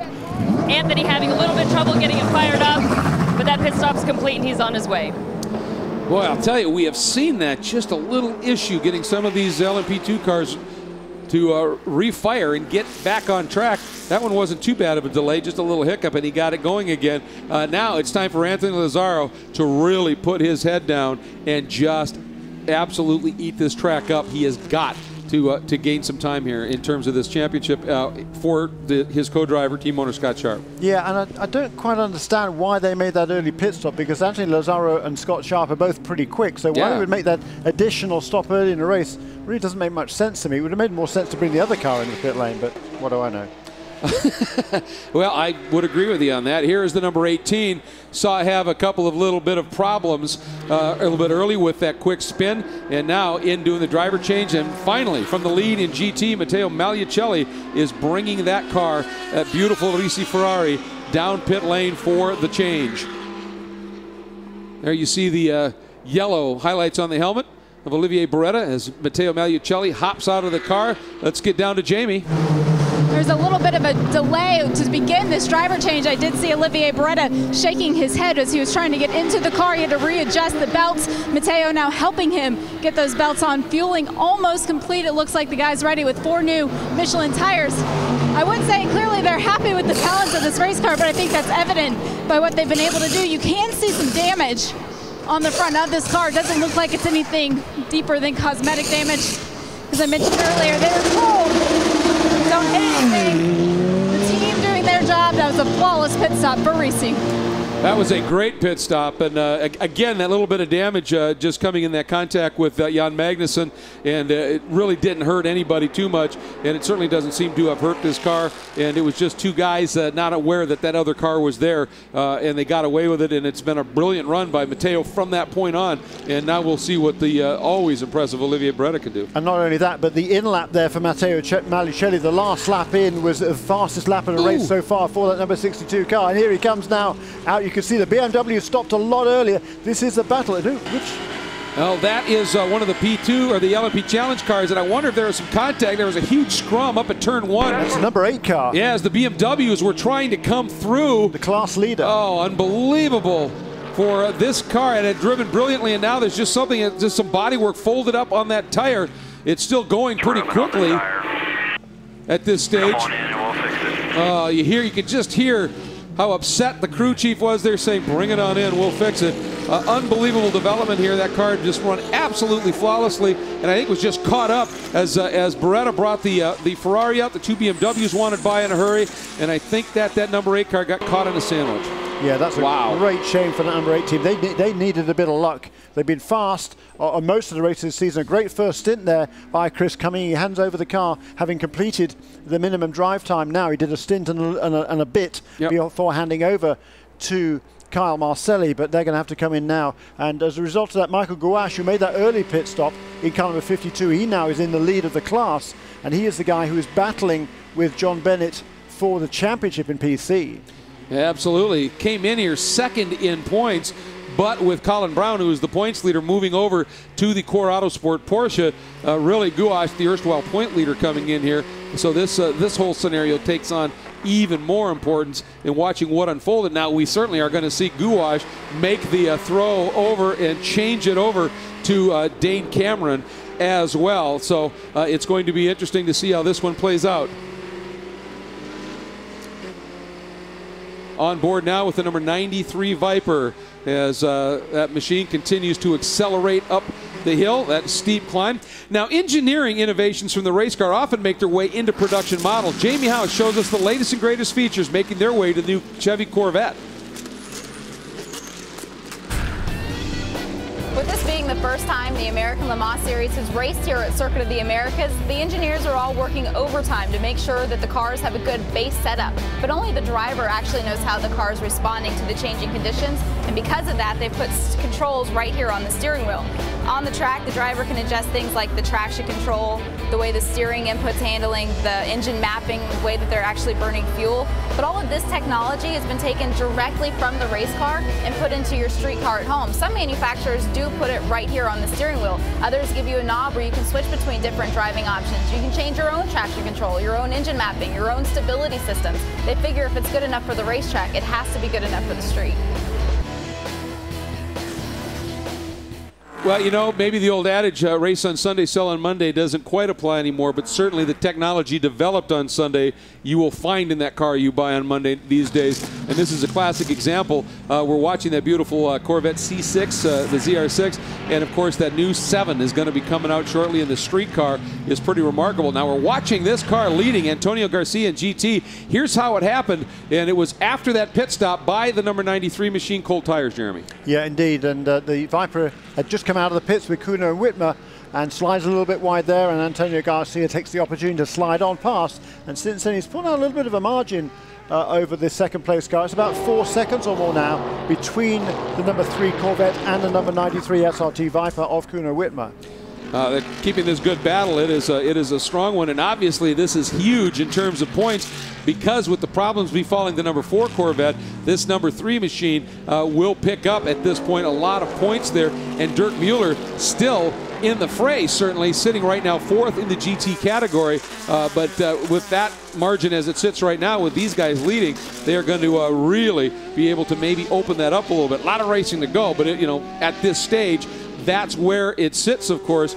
And as you're watching Antonio Garcia wheeling this beautiful CompuWare Corvette, here is the story that unfolded for the team car, having some issues here, and on board with Tommy Milner. Now listen, folks, right there. Nothing. Nobody home. Yep, and then there was a radio transmission, and we were able to capture it. Check it out. No, it won't get anything. I can't get out of 4th gear. I can't do anything. Yeah, it's broke. It's broke. And watch this. He's talking to the corner workers, and then that. Unbelievable. Can't believe it happened. Again, from the points lead in the class to parked and watching their teammates take that lead away, and some of the other competitors potentially as well. Frustration beyond belief. But again, you've got two arrows in the quiver. You've got another Velocity Yellow Corvette that right now is picking things up in terms of the manufacturers' battle and the team battle for Corvette Racing, doing a great job now in the hands of Antonio Garcia. That's right, and the driver's chase was close between those two cars, only 2 points, but there's a 20-point point margin that Corvette has over BMW in the GT Manufacturers Championship.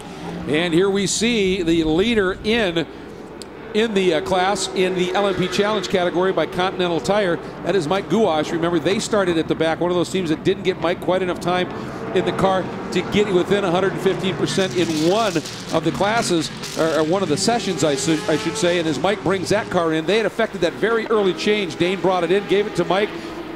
Now Mike coming in from the lead, and that tells you the story. It is a nice job that Mike Gouache did. And Kelly, they just have to get Dane in quickly.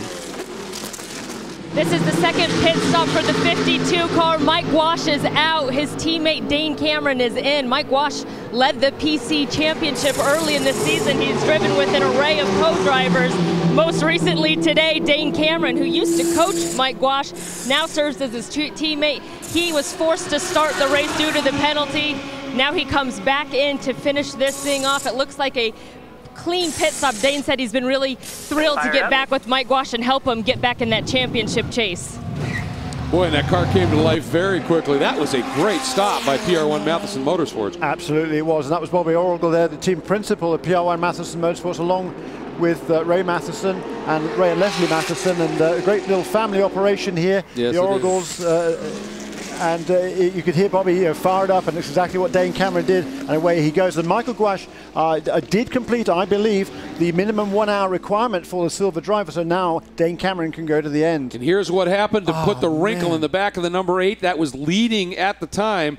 Folded that tire right, the bodywork right up onto that left rear tire. And again, it was just this GT battle is so fierce, and just a little bit of a bump right there. Dirk Mueller getting into the back of that car. We haven't heard any call of avoidable contact, have we? Which is kind of surprising, because if that wasn't avoidable contact, I don't know what was, because the BMW just ran clear into the back of Carl Marcelli there, going up the hill into turn 1. That's kind of surprising. Yes, it is. And I've been dying to get this stat out. Dane Cameron coming into this race this season. Here are his stats. 1 start, 1 pole, 1 fast lap. Ended up with a 3rd, but we're leading a large part of that race as well. Guy's had a pretty remarkable year. Of course, he's been running in the Daytona prototypes, a pole there at Road America. Just an immense talent, to be sure. But I just love that stat. 1 start, 1 pole, 1 fast lap, and a 3rd after leading. Not bad. And he's got various people talking to him about next year. I bet he does. I heard of a team, another team this morning that's talking to Dane Cameron about next year. They had a discussion this morning. I'm afraid I can't really say who it is, but it's not a team that you might have thought about. So I hate to be teasing like that, but it's just good to know that the talent like that Dane Cameron does possess is being recognized by other people in the paddock. If you hate to be teasing like that, you wouldn't be grinning and winking like you were, as you were saying. No, I don't like to tease. I don't like doing that, but at the same time, I don't like to betray confidences either. Oh, absolutely, but he is certainly deserving, isn't he? I mean, what an amazing talent, and any opportunity he gets, he's earned, to be sure. As we are riding on board right now, the number 93, Kuno Whitmer, as he sits still right now in that 4th spot, as both of the BMWs now have been able to get by Kuno. I don't know whether maybe something changed, or maybe fueling that car up, putting, sometimes you put on a new set of tires, just not quite the same as the other one, and the balance could be off just a little bit. Yeah, you're right. And just talking a bit quick, we haven't seen Lucas Luer lately. He's still well out in front of this race. He's just had a bit more fun. He just set the fastest lap of the race. He's got down into the mid 154s now, 154.5 for Lucas Luer, despite the fact he's run 37 laps on that same set of Michelin tires since he started the race. So I'm sure Lucas is having fun out there, even though he doesn't have anybody to play with. But also Tony Burgess, he's doing a good job. He's turning some competitive laps. Lazzaro is off track. Again, championship. You're clear after Buffalo. Championship implications are here. The 0-1 car, you can see he stalled the engine. He's trying to refire it. Oh, that's not. There's more smoke there than should be. I see flames, buddy. Oh yeah, now it is ablaze. The back of the car, you can see something. He's just see if he get it started. Maybe it just did it blow itself out? It may have. You're all good. Fortunate. You're clear to rejoin. That's not good news for the 0-1 car, because they really need to stay in contention with the 551 car. He got drilled this by weekend, one of the Ferraris as he turned in for 12. We're hearing he got some contact. They got some help. And that is at that turn 15, which is a classic. It's very tight. You turn into 14, and then it gets very tight into 15. And if you don't get some cooperation down there from the person that you're passing, or being passed by, such things can happen, and it caught him out. Now he is right behind the Delta wing that is currently running 14th overall, third in P1, but 14th overall. I think they may have done a pit stop. Obviously, they've turned it over to Andy Merrick, but that car now has dropped a lot farther down the order than it was running. Although, and its times are not what we were thinking it would be. But let's go back, Jeremy, and see if we can see what happened here for the 01. There's Lazaro, and oh, wow. Struth. That's bizarre. Yeah, he just got clouded. The 01 car should be braking a lot later than the 23 car there. And it's Townsend Bell was shown at the wheel of that car. That's really surprising. I think Townsend Bell must have had his, looking in his mirrors as the Corvette was right behind him, wasn't it? The overall leader in GT, Antonio Garcia. Maybe Townsend Bell somehow found himself distracted by that Ferrari and left his braking just way too late. Well, that might be. I mean, they're both Ferraris, and he may, have recognized obviously that 62 car right in the thick of things was going to let him through. The other thing, that sequence of corners, that 14, 15, one of the slowest on the track, and that means the prototypes are way out of their aero. They're not having all that grip down there, and so sometimes those GT cars can be every bit as quick in those corners as well, and that may simply have caught both of them out. Yeah, and here comes Tony Burgess now working his way past the Extreme Speed Motorsports ESM HPD and trying to put another lap now, or about to put another lap on Andy Merrick in the Delta Wing Coupe. By the way, in the P2 category, Ryan Briscoe leads the number 552 team car of Marino Franchitti 0.3 of a second behind. So after that pit stop exchange, it was that close. Third in the class is Ed Brown in the 02, but he is now about 10 seconds back of those two cars up front, and we just saw the problems for the 01, obviously, as Lazaro getting turned by the Team West AJR Ferrari. Here are those two battlers in the P2 category, the two teammates flying in formation right now. Yeah, and just a couple of laps ago, they both got past Ed Brown, who'd been leading the class after the pit stop, taking over from Johannes van Overbeek. But these two now, the two professionals at the wheel of the 551, the 552, Ryan Briscoe and Marino Franchitti, as you can see, running in line astern there, and they will maintain that position till the end of the race in order that the 551 car, particularly Scott Tucker, can score maximum points. And with the problems for the 01 car, that certainly is playing into Scott Tucker's favor. And obviously we would think, wouldn't we, that the 02, as soon as Ed gets his mandatory minimum time in, that they'll turn it back over to Van Overbeek. Yeah, and Ed, to be fair, was doing a pretty respectable job. He was turning laps around the 203 mark in this car, so only 2 or 3 seconds slower than the pros here in the level 5 car. So a respectable run for Ed Brown. Certainly, I think actually perhaps one of his better runs in the car this season. He took over the car, it was in the lead from Johannes van Overbeek, and Ed Brown maintained the lead for quite a long time there after the level 5 cars came into the pits. On board for a minute there with that third place car in GT in the hands of Dirk Mueller, the white Crown Plaza BMW Rahal Letterman Lanigan entry. Joey Hand in the black number 55 in front is in second. They are both chasing still the number 3 CompuWare Corvette of Antonio Garcia, who's got himself about a 5-second lead right now over this duo. Kuno Whitmer, he's not too far out. You can just see him right there, that little hint of yellow on that silver Viper. Whitmer sits about 3 seconds back of these two cars, and Dirk Mueller, obviously he's the guy in this championship chase. I mean, Bill Overland is 5th. He's not exactly out of it by any means, as it's close, but Mueller sits 3rd. So it's going to be interesting to see, are there any sort of team orders that we're seeing played out in some of the other categories here? Are there any here for Joey to let Dirk through, or is Joey in this for Bill, period? Well, at this stage, I think Joey's just, if they're running the same sort of pace, I think Joey is a professional. He drives for BMW primarily in the DTM series this year. Had the fastest lap, I think, last week. So he's showing his talents there. Hasn't had the results to match, but he's showing his speed certainly. And if he feels the 56 car is fast, I'm sure he will let it pass. And I'm also equally sure towards the end of the race, if these two are in the same position, we will see them exchange positions so that Dirk Mueller can score maximum points. So as we are enjoying this onboard ride here, up through this is that great S's section here at Circuit of the Americas. As I said, it tightens up, There's a tight one. Now, you get this little run here, this little kink, that is turn 10. A flat out run brief, though, as you head up into that now this opening up area. That is turn 11, and this is a huge corner because it launches you onto the longest straight here, and it is a huge run down into turn 12.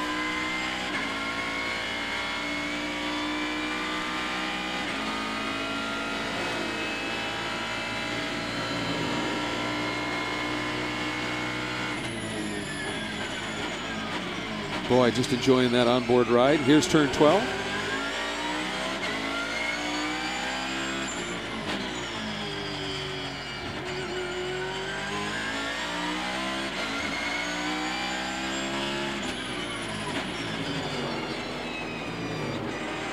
Interesting different lines they're using there. That was into that turn 15 where Lazaro got tagged and spun.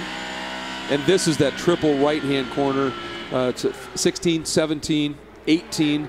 Basically driven as one corner almost, and then this very tricky 19. You turn in before you actually see the apex. If you get it wrong, you can end up in all different spots on that track. Yeah, it's off camber and it's a little bit downhill as well. A very tricky corner there, and very easy to run off wide there. And it's also, if you do run off wide over that curbing, you can actually carry more speed. But if you do that, you are going to be penalized by the race officials unless you back off to make sure you do not gain anything over any of your pursuers or anybody else. Now on board with the 0-1 or the 0-2 entry, I'm sorry, for the Extreme Speed team. And you know, they moved from a GT closed cockpit Ferrari to an open cockpit car at the beginning of the season, and Ed Brown explains the differences from the driver's seat. The first time I tested at Sebring, I couldn't get out of bed for the first day because my neck was so sore. Yeah, it's just a whole different pressure that it puts on your neck, and it's more because even the wind just knocks you around. And when you don't have a roof and you don't have pillars in front of you and you can actually see things, it's amazing how much more you can see the track. And you can actually see your front tires and where you're setting the front tires. You actually get hit from the rubber coming off the tires. That's a little bit different too. But most of the time we're worried about impact versus something flying off a car and hitting you. And we sit so low in the P2. I sit almost below the windshield, so something to hit me, it might just graze the top of my helmet. So I think I'll take the prototype.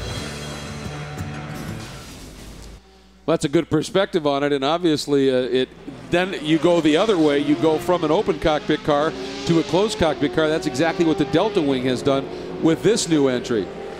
And Delta Wing, they've made pretty good, excellent progress this year with the open top car. And we saw the last time out for this car, which was last month at Road America. They led quite a few laps in the Delta Wing overall. It ran very well in the wet as well. But since then, they've completed the build on this new coupe, which incorporates various different systems on the car and much more optimized for this new engine package that was introduced this season. But this is the first time out, so it's very steep learning curve once again for this whole Delta Wing team, led of course by Dave Price. And they say that once they get this car sorted, they will build.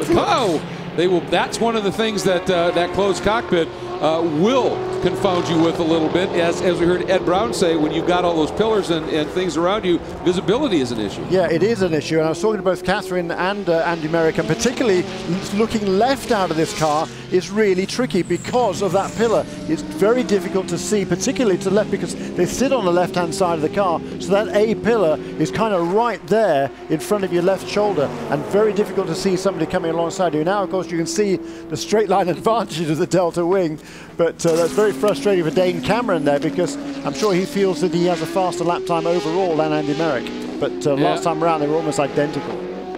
And now Andy running a little wide, and that just let Dane able to dive down underneath, watching Anthony Lazaro as he's trying to fight his way back up through the pack, and he has caught the back of the number 91 Viper. And of course his job got a little bit more intense because he got a little bit of help off the track in turn 15, Jeremy. Yeah, that was just really bizarre. Townsend Bell completely missed his braking point, ran into the back of Anthony Lazaro, and as a result of that has been called in for a 60-second stop and hold penalty for avoidable contact. And I must admit, I'm a little bit surprised that the BMW that had the incident earlier with the number 8 car driven by Kyle Marcelli didn't have the same penalty. Yeah, that's interesting too. I mean, I know there's a difference between hitting a car and knocking it off track and hitting a car. However, they did have to bring that car in, obviously, for a repair. So that definitely did affect that car's race. And we're watching the number 3 Corvette, but of course the number 4 Corvette. Points leaders coming in, gearbox problems. Tommy Milner has made his way to pit lane, and Jamie's there.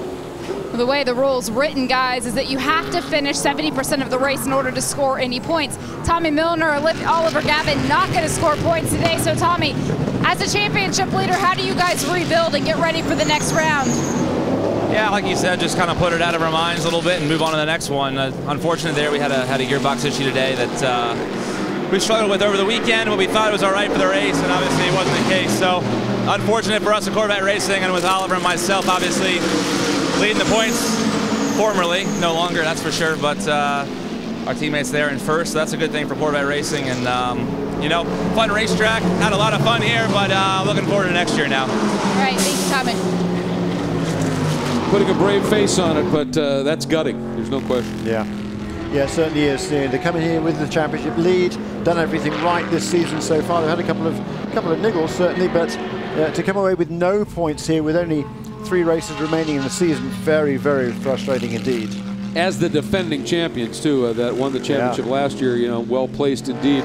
There's the number 3, Antonio Garcia, continuing to lead the class. However, what's getting real interesting is unfolding right behind him. Those 2 BMWs still in complete lockstep. Dirk Mueller taking a look down to the inside. That's going around one of the lap cars. That is the Porsche. And where did the number 55 go? Wow. He's pulled away. Yeah, he's opened it up a little bit, hasn't he? And it's interesting to see what's unfolded here. They're around the number 93 car. They did that a little while ago, but everything getting a little bit crazy in this battle. Now, going on board, this is a replay, folks, and this is the pass here. And watch what unfolds right here. We're on board with the number 93, and there went Joey Hand down and underneath. Yeah, and Mueller going right with him. Huh? That's right. Ran a little bit wide there. Yep. And through go both of the BMWs. Watch for it. That's over. That's turn 20. Boy, yeah. Kuno just couldn't quite get it turned, could he? Joey got underneath, and that certainly helped Dirk Mueller here. Oh, it was a deep, deep move by Joey that got down and underneath Kuno, slowed his exit up. Yeah. Boy, and that's what you need when you got a car with that kind of torque, get him slow off the corner. That's right. So Well both BMWs go through now. So Antonio Garcia leads about 4.5 seconds over Joey Hand in a number 55 BMW. And then, as you can see, Dirk Mueller is, what, about 10, 12 car lengths behind in 3rd place in the class. Actually lost a couple of seconds on that lap, or a second and a half certainly, but still hanging in there in 3rd place. And well ahead of Kuno Whitman now, who's about another 6 seconds behind in 4th place in the GT class. That's exactly it. And of course, there are spots on this track you get stuck behind a slower car and you don't get some cooperation. You could lose some time. And I'm guessing that's maybe what happened to Mueller. They were in complete lockstep for a while. And then we saw Mueller needing to work through some of that GT Challenge traffic as well.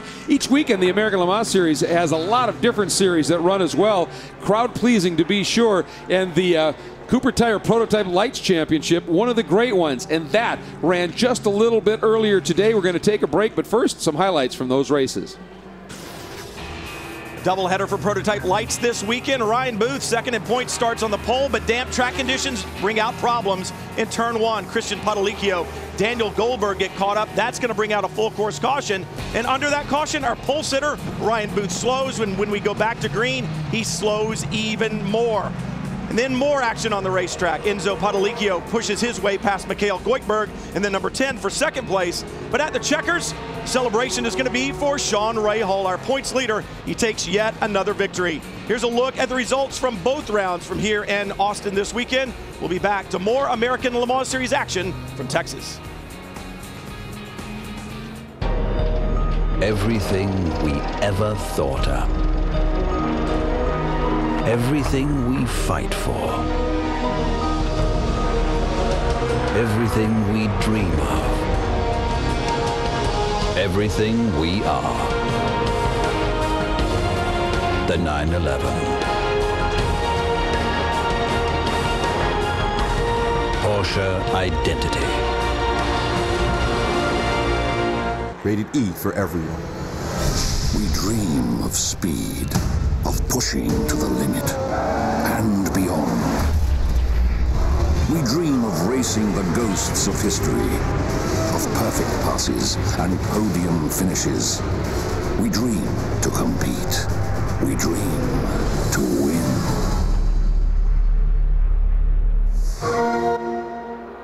Xbox 360, starting at $99. Here's another great thing about our Dueler tires, a comfortable, quiet ride.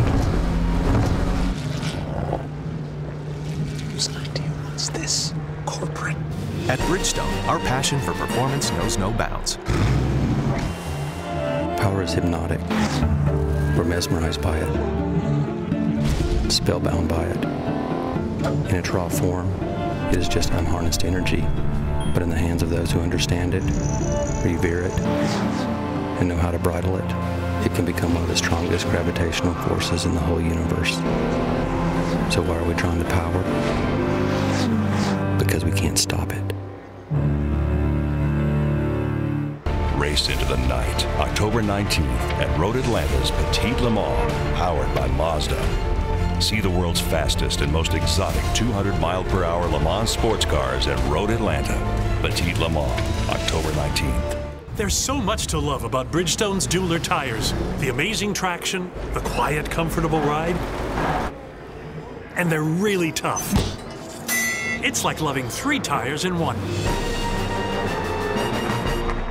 Don't miss the action as sports cars of the American Le Mans Series presented by Tequila Patron return to the twists and turns of Virginia International Raceway.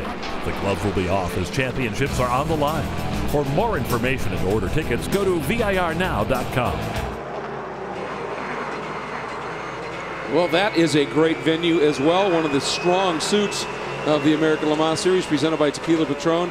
A great assortment of world-class venues like Circuit of the Americas and VIR, one of the historic, legendary venues in North America. And great to see that that trend is going to continue with the new United Sports Car Series, now the Tudor United Sports Car Championship.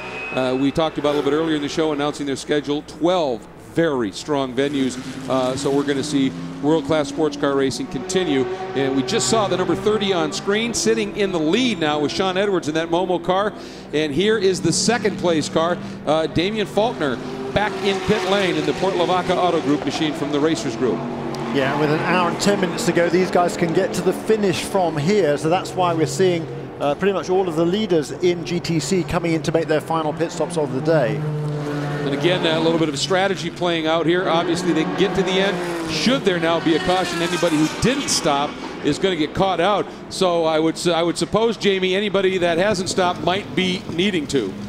Well, the number 45, and now I did see the number 27 and the number 22. They stopped just one lap ago. Spencer Pompelli obviously will stay in the car. He's going to finish out driving duties here in the number 45. They told him on the radio it will be fuel and 4 new tires. When they stopped earlier, they made a pressure adjustment on these Yokohamas. I saw the crew members making another pressure adjustment just before this pit stop as well. That's one of the few things that the GTC category can change during the course of the race, just adjusting those tire pressures, making sure they're getting the best balance out there. During the practice sessions, the team were a bit surprised. Even though this is a very smooth surface, they said it is degrading the tires a little bit. The rears, when they were pulled off, were about 80% worn on the inside. So clearly these GTC Porsches working pretty hard here around COTA. Wow, that tells you something indeed. You're getting that kind of wear. But of course, you would expect to see that on these Porsches with the engine right over those drive wheels and that pendulum weight in the back. They get great grip, but it also does take a toll. Boy, that was some close concert racing. But again, you've got a couple of real pros. Sean Edwards on board the 30 Momo car, and you got Olivier Beretta on board the number 62 Ricci Ferrari. They were close, but Sean gave him just enough room, and Olivier didn't drive into him on the exit of the corner. That's how you do that. We're now on board now with the number 11, which should pick up second in the class, Jan Halen in that JDX Hertz entry. And they've really found some form as of late, haven't they, Jeremy? They certainly have, yeah. They had a very strong run at Road America. Were running well there until the very end of the race. They had a brake failure there, which was, it wasn't a brake failure actually. Something got dislodged in the front wheel arch, and that cut through the brake line, which effectively caused a brake failure. No brakes going to turn one. Huge crash for Jan Halen, but the team did a fabulous job to rebuild that car for Baltimore and had a great run there. Jan Halen came away with a podium finish. He also set the fastest lap of the race in Baltimore. So this team is really on track lately. They were struggling through the practice sessions here. I spoke to Jeremy Dale less than an hour before the start of the race. They said they had a lot of understeer through the practice sessions, but they were making some change to the car and trying to find some more speed. And Jan Halen now up into third place. Well, it's pretty amazing. I mean, pretty much every time any of these teams took to the track this weekend, it's been a different condition. There's been nothing that they could really repeat and plan for too much, and so it's just been a constant, let's adjust, let's tweak, let's adjust, let's massage, let's adjust. Yeah, he is in third place, but the bad news is he owes us a pit stop, and all the other GTC contenders have been into the pit, so he will lose that third place before too long. It's Sean Edwards who still leads. A great opening stint by Henrique Cisneros in car number 30. Sean Edwards carrying on the good job, and now with Spencer Pumpelly into second place. And here's the intensity of multi-class racing in the American Le Mans Series, on board with Marino Franchitti in the LMP2 second place car at this stage, embroiled in a battle that's a battle in the GT category, and again wisely giving it a little bit of time, waiting to get through, then use that speed of that prototype to go by. And you can see the number 56 of Mueller has been able to close back up on Joey Hand, and he had lost a little bit of time. That clearly happened in traffic, I think, and he's been able to run Joey right back down again. And you can see as they slowed down just a little bit, as they got up into turn one, as soon as that prototype car got real slow and out of its arrow, you could see those two BMWs with all that mechanical grip just closed right back up on the back of them. Yeah, and we've still got the 55 car ahead of the 56. It's the 56 of Dirk Mueller that is gunning for the championship. Here is the Risi Competizione Ferrari. That was running super well early in the race, and Jamie Howe is in that pit.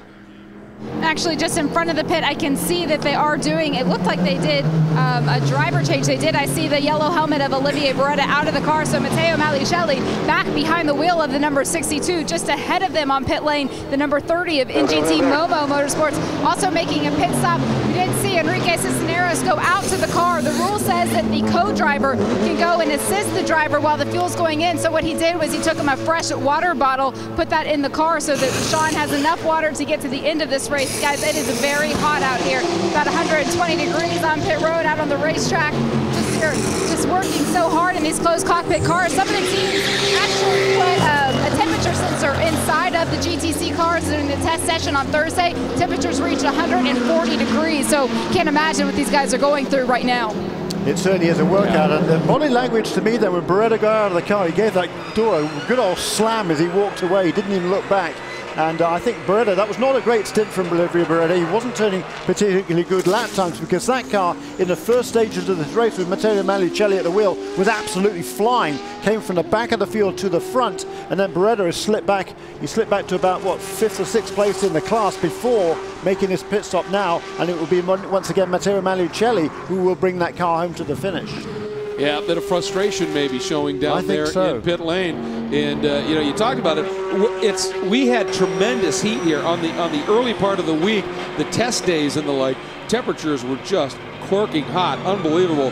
Then we had the rain come in, which of course cleared some of the humidity out. Today it isn't as humid by any stretch, but those temperatures I think are catching some people out of, you know, by surprise. It's warmer than they anticipated today, and in those cars it's real warm.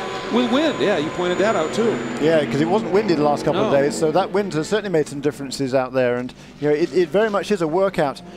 We know we've got the World Endurance Championship here this weekend as well, and Anthony Davidson, who drives the Toyota closed cockpit LMP1 car, he was saying he's never driven in conditions like that in a racing car in his career. Yeah, well, it's been ever changing and bizarre in many ways in terms of this, and now we're starting to get some stops in GT. The Core Autosport Porsche is in, and fuel obviously. Jamie is there. What else you seeing? Patrick Long will stay in the car, the 06. That was a short fuel. It hasn't been that long since they made their last pit stop. However, this should be the final pit stop. There's now over an hour left in this race. They can certainly make it to the end, even if we do continue full green. I tell you what, perfect execution for Core Autosports, and that is why Porsche elected them as their fast factory partner for the 2014 season. 2 cars coming back to the United States, 2 of the brand new 991s. Certainly a very exciting announcement, well deserved by Core Autosport. Well, absolutely. Just in this abbreviated season, they've shown what they can do. Pat Long is just, every time you talk to him, as we see the number 11 JDX Hertz entry is in, Long raving about this this package, this car, and of course this car, as you pointed out, Jeremy, the Hertz JDX machine will fall out of the lead. It had assumed the lead while others had stopped. Yep. But getting back to that Core Autosport program, well deserved certainly to get that opportunity. And as we see the number 11 in pit lane, guess what? The number 30 back into the lead, Sean Edwards, Momo NGT, and you talked about that great opening stint by Enrique. Yeah, just look at the lap times here. Last time around, Sean Edwards was a pretty slow lap, only a 2:22. Damien Faulkner, who's worked his way into second place now after those pit stops, and Spencer Pampelli in third, and Jamie is in the Corvette pit.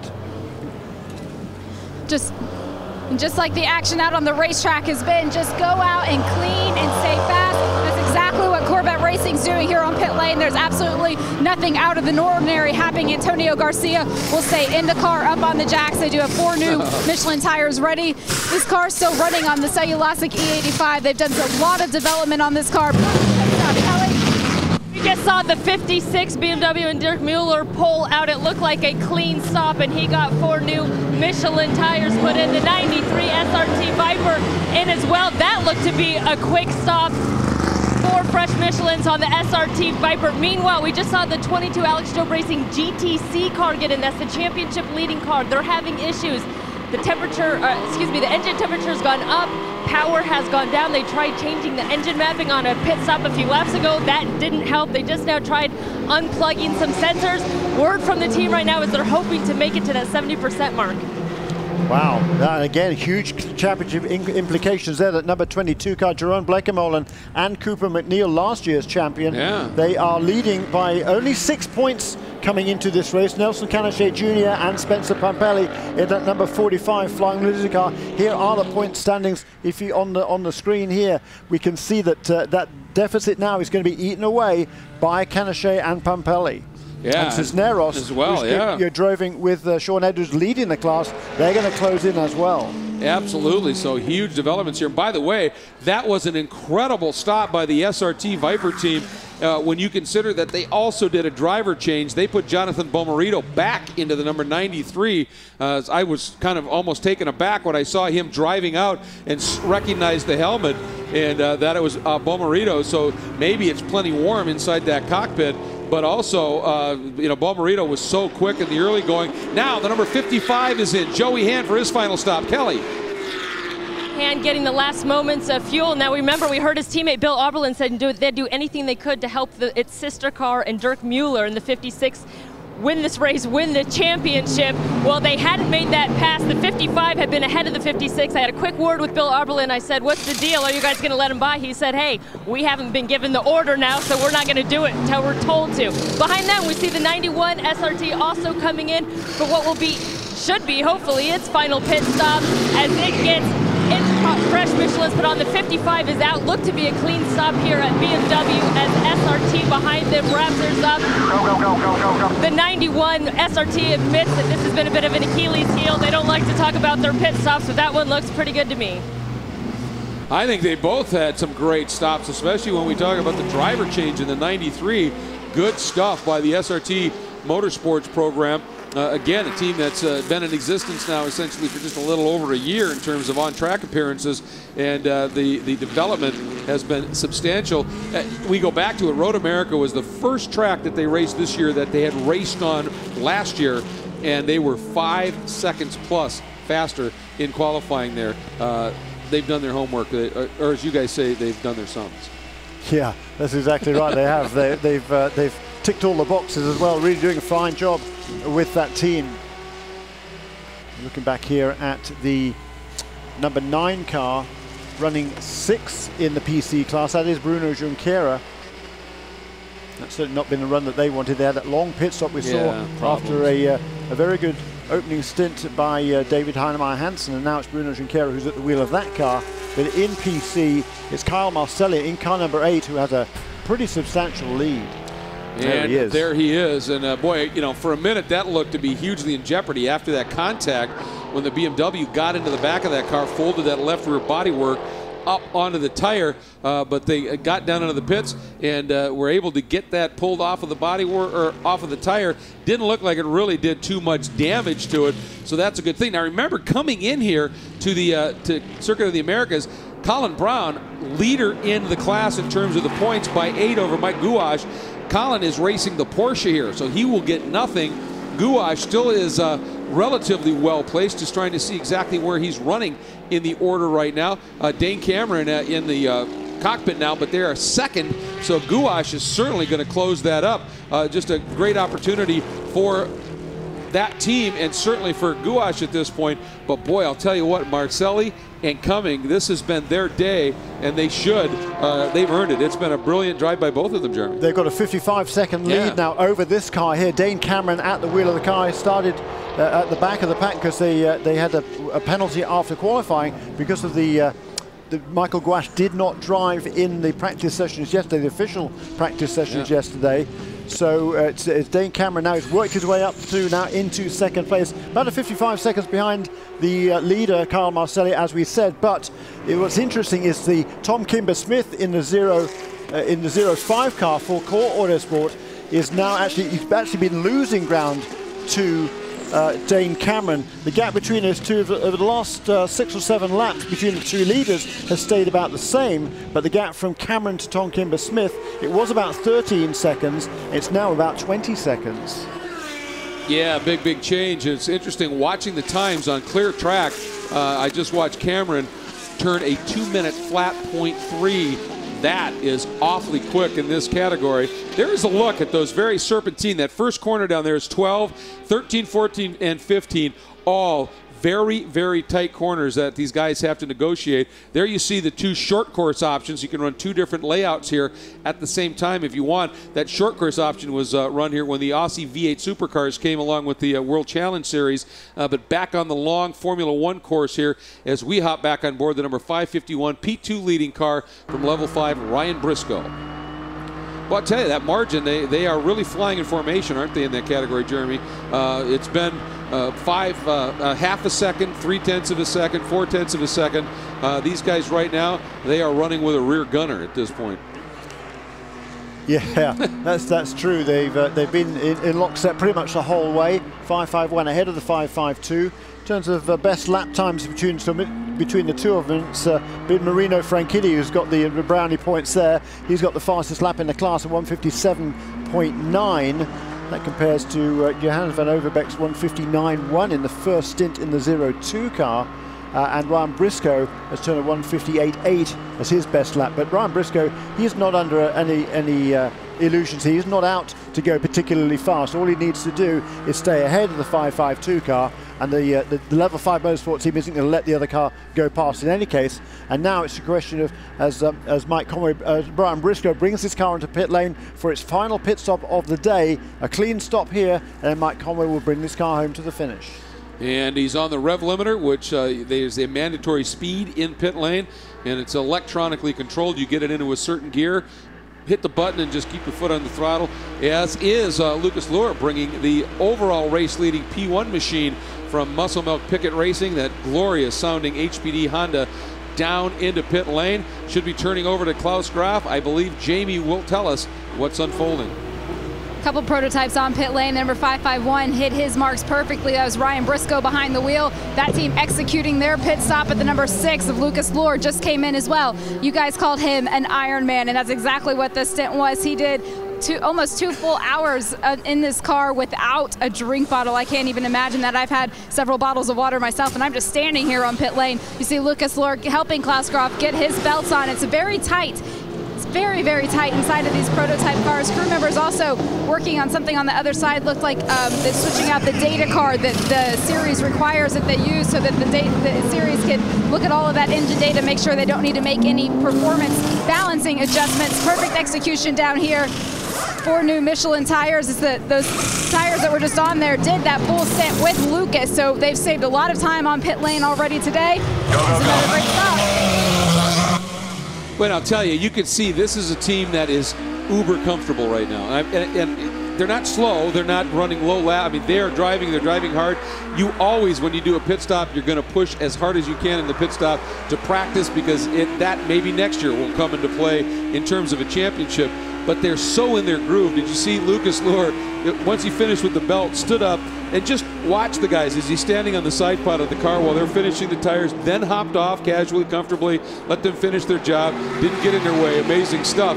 And now we see the 0-2 entry as we expected. As soon as he got in that minimum drive time, Ed Brown bringing the 0-2 Patron ESM machine in, turning it back over to Johannes van Overbeek, who was so impressive in the early laps of this race. And we get a report now that the 552 Marino Franchitti, who of course picked up the lead when Ryan Briscoe, the team car, pitted.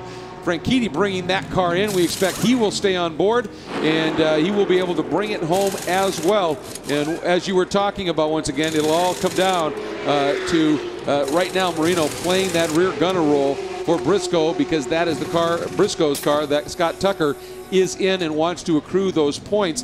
And the interesting story here is going to be just how quick Johannes is when he comes out, and is he going to be able to do anything? Oh no, just stalled it and got it going again. That didn't help. No, and it was a good stint there by Ed Brown. Yeah, that's a cool picture, isn't it? It was a good stint by Ed Brown in the 0-2 car. He did a little bit more than an hour actually, about an hour and 5 minutes, which is a good run for him, and he didn't lose that much ground, kept it on the same lap as the 2 level 5 cars. But I don't think that Johannes van Overbeek is going to be able to make up that deficit in the final 50 minutes of this race. But still, a good solid run for Ed Brown. He should be proud of that. And the 0-2 car can hopefully bring it home, perhaps in third place in the class. We'll see whether the ESM guys play with their strategy, because right now Anthony Lazzara in the 0-1 car is in third place in the class, and I think is due to make another pit stop fairly shortly. On board, the number 91, Mark Goossens in the Viper, as we are watching Jonathan Bomarito behind the Pennzoil Ultra number 93 machine. And there's that compression under braking. I'm glad you said that, by the way, about the cool shot in the pit lane, because I noticed that earlier, and I wanted to draw attention to that. That's not a helmet cam, folks. That is our remarkable 2 pit cameramen down there. Just do a phenomenal job getting right into those stops. It's awesome. Bomarito got a little bit of a run here. Looks to the inside. Is he going to be able to get it done? Doesn't look like it. Goossens able to fend him off at this point. But Jonathan Bomarito showing that he would really like to get back into the fray on this one. Right now running in 5th in class. Antonio Garcia leads it in the number 3 Corvette. Then Mueller sits 2nd in the number 56 BMW. Hand in the 55 BMW 3rd. Goossens 4th in the 91 Viper. Then Bomarito. And then Magliucelli. Let's see what he's able to do here. And that lap ran, what, a couple of tenths quicker than Bomarito did. Yeah, he did. And Magliucelli sort of right up to speed again. I think it's already going quicker than Olivier Beretta did in that number 62. But as you say, it's Garcia who leads in GT by about a couple of seconds or so over Dirk Mueller, who certainly got the better of the pit stops compared to Joey Hand, his teammate. And he is now the 56 car ahead of the 55. No problems for the 06 at pit out for Patrick Long. He was running in 7th place in GT, and he's just coasting that car, I think, back into the pit lane. Trying to get it behind the wall, so there's no issue there. Boy, you can see the look on his face. You can just see the dejection in his eyes. It looks like not exactly sure what happened, but had to have caught them completely by surprise, whatever it is. And I think clearly got no power here at all, just gravity coming back down the hill into the end of the pit lane. But going back to the order in GT, the Corvette leads by about a couple of seconds or so over Dirk Mueller, who was a little bit faster on the last lap around. I'm not going to enter the pit. I'm still outside the pit lane speed cone. Patrick Long thinks he's got a broken axle.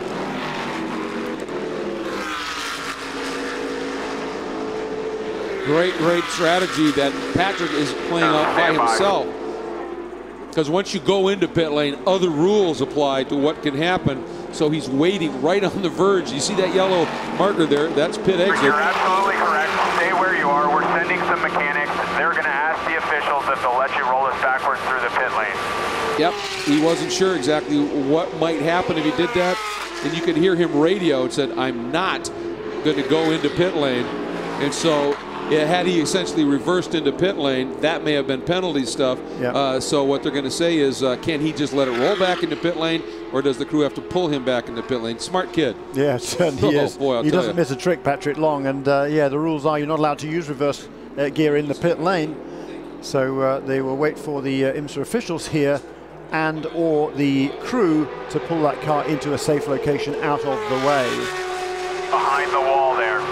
Yeah, bring it behind the wall is the instruction from the team. Yep. Shame. It's a good run, a very good run for this guy, for this team. Yeah. Colin Brown making his debut in the Core Autosport Porsche.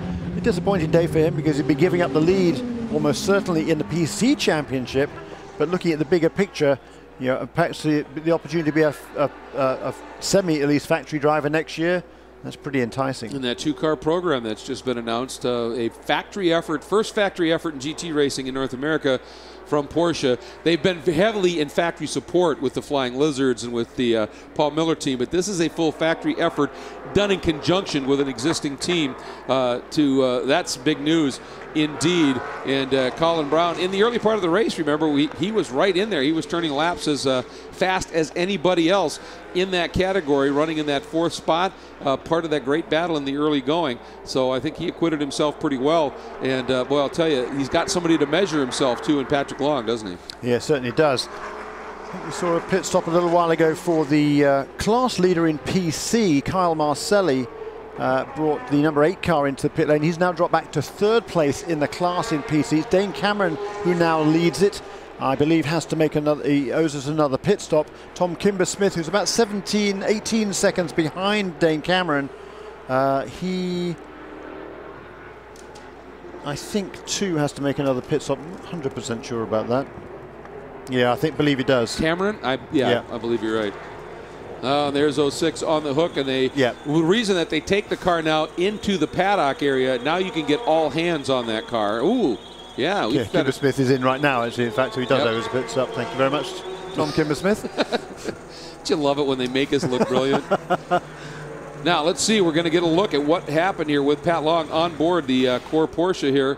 Just suddenly slowed, realized he had a problem, and immediately pulled off to the far left onto that little red strip. Now, see if we can hear this. This is out of 20 onto the front straight. Oops. Wow. As soon as he got on the power, pretty much coming out of the corner, you can hear the drive has been lost in that car. So, boy, interesting development here. And Jamie, what are you hearing? And it was a little bit different than what happened to Tommy Milner because Tommy at least had a warning. They were having problems with that upshifting. Patrick Long, however, just completely lost drive when he was out there. The team trying to get him back to pit lane, but I think they went ahead and went back into the paddock area. He can't go backwards down pit lane, so it was kind of the wrong place, kind of the right time, because he was able to easily get off track, not bring out a full course caution, but not the day the Core was looking for. Not at all, but I'll tell you, this team has shown amazing resilience. I mean, when we talked about it at Baltimore, after the car was written off, Morgan Brady, the team manager of the GT program, radioing John Bennett. Well, first here, I'll finish that story in a minute. Our Michelin Green X Challenge. In prototype, each division gets a look, and Muscle Milk Pickett Racing has that lowest score, that clean, fast, efficient formula. They have a lead right now, and in GT, it is the number 3 Corvette over the 56 BMW and the 06 Core Autosport Porsche at the time of its retirement. So that is the story in our Michelin Green X Challenge. Again, there's 2 awards, one in prototype, doesn't matter, it could be in P1, P2, PC, and in GT. It could be either GT or GT Challenge. And here's the car that currently has the lead in that. But to finish that story, after that big incident and that the Core Porsche being written off, Morgan Brady radioed team owner John Bennett, who was sitting in his LMP Challenge car on the front straight under the red flag in Baltimore, and said, I just talked to Porsche Motorsports North America. They've got a tub. If we get it now, we can rebuild it and be ready for COTA. What do you want to do? And Bennett said, do it. We're in this, and we're in this seriously. And that was, as you can see, this is a full commitment program, and they were rewarded with that look for next year. As we hop on board with Marino Franchitti, who continues to lead in the LMP2 he doesn't category. continue to lead. He leads the P2 category because Briscoe was leading and Marino was hanging in there behind him. All of a sudden, Franchitti is out in front of Briscoe by about 14.5 seconds. Not quite sure don't know how that happened. So we're going to try and get a word down to pit lane. Maybe one of our pit reporters is going to find out what happened there. Something must have happened to Ryan Briscoe to ensure he fell back that far. Yeah, and I'll be honest, I hadn't noticed it when they, after Marino's pit stop, where he came out at that point. Meanwhile, in GT, there is Antonio Garcia, the CompuWare Corvette. He continues to lead, running 11th overall right now. And the margin he's got in hand, about 7 seconds back to Dirk Mueller. Or it was 7 seconds. It's a lot less than that, isn't it? A couple of seconds it was last time around, and I think it looks a bit quite a bit less this time around, actually.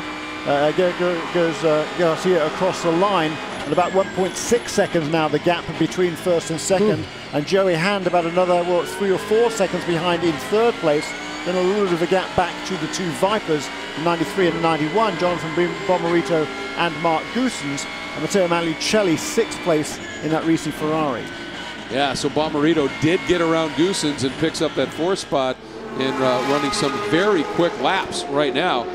Boy, Bomarito is on the charge once again. Dane Cameron is in. Jeremy, you said he owed you a pit stop. Kelly's going to tell us about it. This was the Prototype Challenge leading car. Dane Cameron, as you mentioned, brings it into the pits. It's been an interesting day in this category. A lot of pit strategy playing out for these teams. Dane Cameron started the race. They gave it a handful of laps, though, before they made their first driver change to put Mike Wash in, while other teams made that stop right away. So Mike Wash had his stint. Dane Cameron has been in again for quite some time. This should be their last pit stop. Took just a moment to get it fired up, but otherwise a clean stop for the 52. They will give up the lead there. It will be Kyle Marcelli who takes up the lead again in car number 8. He's had a big lead all the way through, and I think the number 52 team, they were hoping for a full course caution somewhere in the middle of the race that would have sort of negated the penalty effectively they had by bringing that car in for a very early pit stop that we were just talking about when Dane Cameron handed over the car to Michael Gouache to complete his stint. And if they had a full course caution, they'd have been looking good, but they haven't. So it's this car. It's just running on a regular schedule, car number 8, apart from the incident they had with the BMW up in turn 1. Yeah, you can see the remnants of that little bit of damage, but boy, Jamie, they look good. One thing that Kyle Marcelli has playing into his favor at the moment is the Bar One Motorsports. They're the only 2-car team in the Prototype Challenge category, and while the results don't show that, they haven't won yet this year, but on a weekend like this where we've documented that the weather conditions have really thrown everybody a curveball, they've had 2 cars that they can mess with the setups on. That allowed them twice as data as everybody else. Today, it looks like that may play off in their favor. It's been a pretty clean race so far for Kyle. Well, they played that beautifully. They certainly have. And as I said, once again, there was some serious changes every time we were on track. Things were different, and they really were able to get those cars dialed. And then, as I said, when I talked to those two guys down in the pre-grid, both of them said, we feel good. You know, we have an opportunity here, and we've got a setup on this car that we know is really strong right now. Yeah, they've done a super job. There is Kyle Marcelli, comes through turn 1 to go on to his 60th lap. He's got a big lead now over Dane Cameron in 2nd place, and the gap between Cameron and Tom Kimber-Smith after that last round of pit stops, we saw Dane Cameron take on a fresh set of Continental tyres, just 7 seconds between the 52 and the 05 for 2nd and 3rd in PC. On board here with Dirk Mueller as he is now in pursuit mode and has really closed it up. There's that margin to Garcia, and he had made a good run at him. Now it's stabilized just a little bit, but this is big. You know, keep in mind, you've got Antonio Garcia, who came in here 2 points out of the class lead to their teammates in the number 4 car, and then Dirk Mueller comes in to this race a further 6 points back, in 3rd. So this is a big opportunity for both of these guys. If Garcia can stay with it, he'll stretch that margin. Both of them will, certainly over the 4, but over Mueller. If Mueller can get by him, he will close that up with but 2 races to go after this one. So this is huge in a lot of different ways here. just to win in GT in this series is a big deal. This is the manufacturer battleground here, but also there are points championships that are on the line here. Your class leaders, it's Klaus Graf leading overall, Franchitti in P2, Marcelli in PC, Garcia and Edwards, Sean Edwards that is, in GT Challenge. So that's what we are looking at here, and boy, we've had some moments unfolding here during the course of this race so far, to be sure. It's been crazy. Stay with us.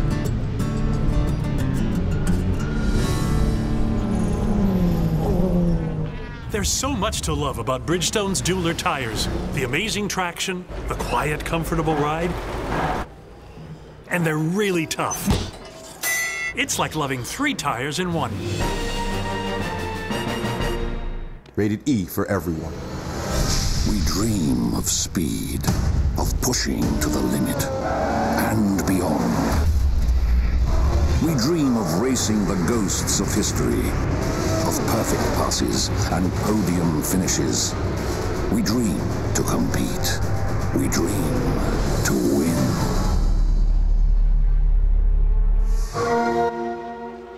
Xbox 360, starting at $99. Power is hypnotic. We're mesmerized by it, spellbound by it. In its raw form, it is just unharnessed energy, but in the hands of those who understand it, revere it, and know how to bridle it, it can become one of the strongest gravitational forces in the whole universe. So why are we drawn to power? Because we can't stop it.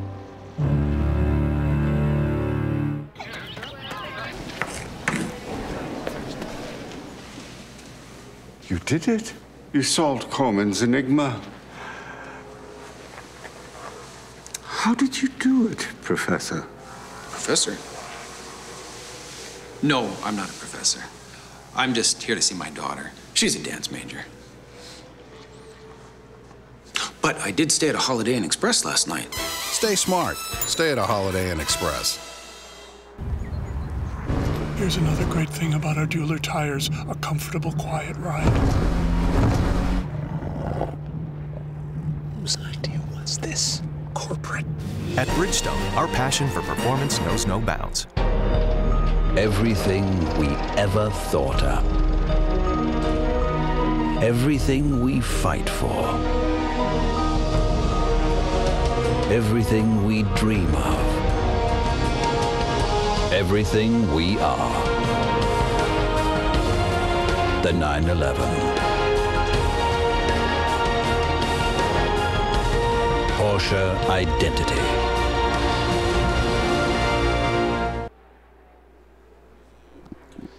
Closing in on the final 30 minutes of the 8th round of the American Le Mans Series, presented by Tequila Patron, here at Circuit of the Americas, the International Sports Car Weekend, presented by Continental Tire. And here is the battle that is so strong right now on the track. Antonio Garcia, the yellow Corvette, and he is being chased by second in class, the white and blue number 56 Crown Plaza BMW from Rahal Letterman Lanigan Racing, in the hands of Dirk Mueller. Garcia comes in with his teammate second in the points. Dirk Mueller comes in third in the points. The points leader, the number 4 pairing of Ollie Gavin and Tommy Milner, broken.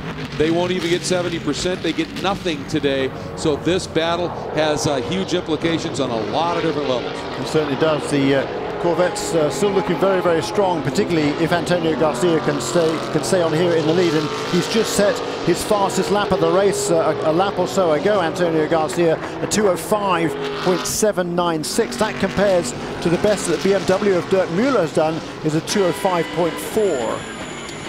And Jonathan Bomarito has been closing in just a little bit. And Jonathan Bomarito closing in at a certain point, and then was turning some very fast laps, and now that stabilized just a little bit. He's back into the low 206s as we ride on board with Dirk Mueller. That's turn 1. Now you transition here through turn 2, and when you get out of this corner, here we go, the transition section through these S's, and Garcia just threading the needle between those curves. You see those big orange things? That's concrete. That is very hard on the undersides of cars. So it has turned that part of the track into an exercise in precision instead of curb hopping. It certainly has. Yeah, you cannot afford to get up on those curbs or whatever you want to call them, but here comes the BMW, pretty nimble through that section, probably closing up on the BMW a little bit. And here is the 552 car. And what's interesting here is that the 551 was leading most of the way there, quick stop, get back out there. suggesting there's maybe a tyre problem with the 552 car, coincidentally or not. The fact that he's, let's hear from Jamie, who is in the level 5 pit. Well, I actually just spoke with David Stone just a couple minutes ago, and he said, well, of course, the objective would be for the number 551 to take the lead of this race and earn those first place points, but it looks like they had a left front tire going down. It was very quick, but nonetheless, it was an unscheduled pit stop for the number 552, Marino Franchitti. Making that change and getting him back out. Yeah, whether there was a problem with that tire or not, we won't know. But what's interesting to me is somehow that the 551 car had lost 15 seconds to Marino Franchitti, and I don't know how that happened, because they were running not consistent lap times, but they were running certainly pretty similar lap times. But all of a sudden, Marino was way out in front, and that would with an apparent tire problem. And then he has a tire problem, so he has to come in. He'd been turning pretty consistent laps over the last few laps, so I don't know. Who knows? Anyhow. On board now with Briscoe, he leads. That's the end of the story at this point after that sequence, right? Yeah, because I think both of those two are a lap ahead of both of the Extreme Speed Motorsports cars, the 02 and the 01. They're third and fourth in class, but as you said, a lap down, Van Overbeek over Anthony Lazzaro. So the day starting roughly for the Extreme Speed Motorsports Patron team, that the issue with not getting the cars, the drivers in the cars at enough time, having to start in the back, and then it just went from bad to worse. We saw Lazzaro get punted and end up off track, and Van Overbeek a brilliant drive, but then Ed Brown losing the position, and then a problem getting out of the pit lane. And woo, big moment there.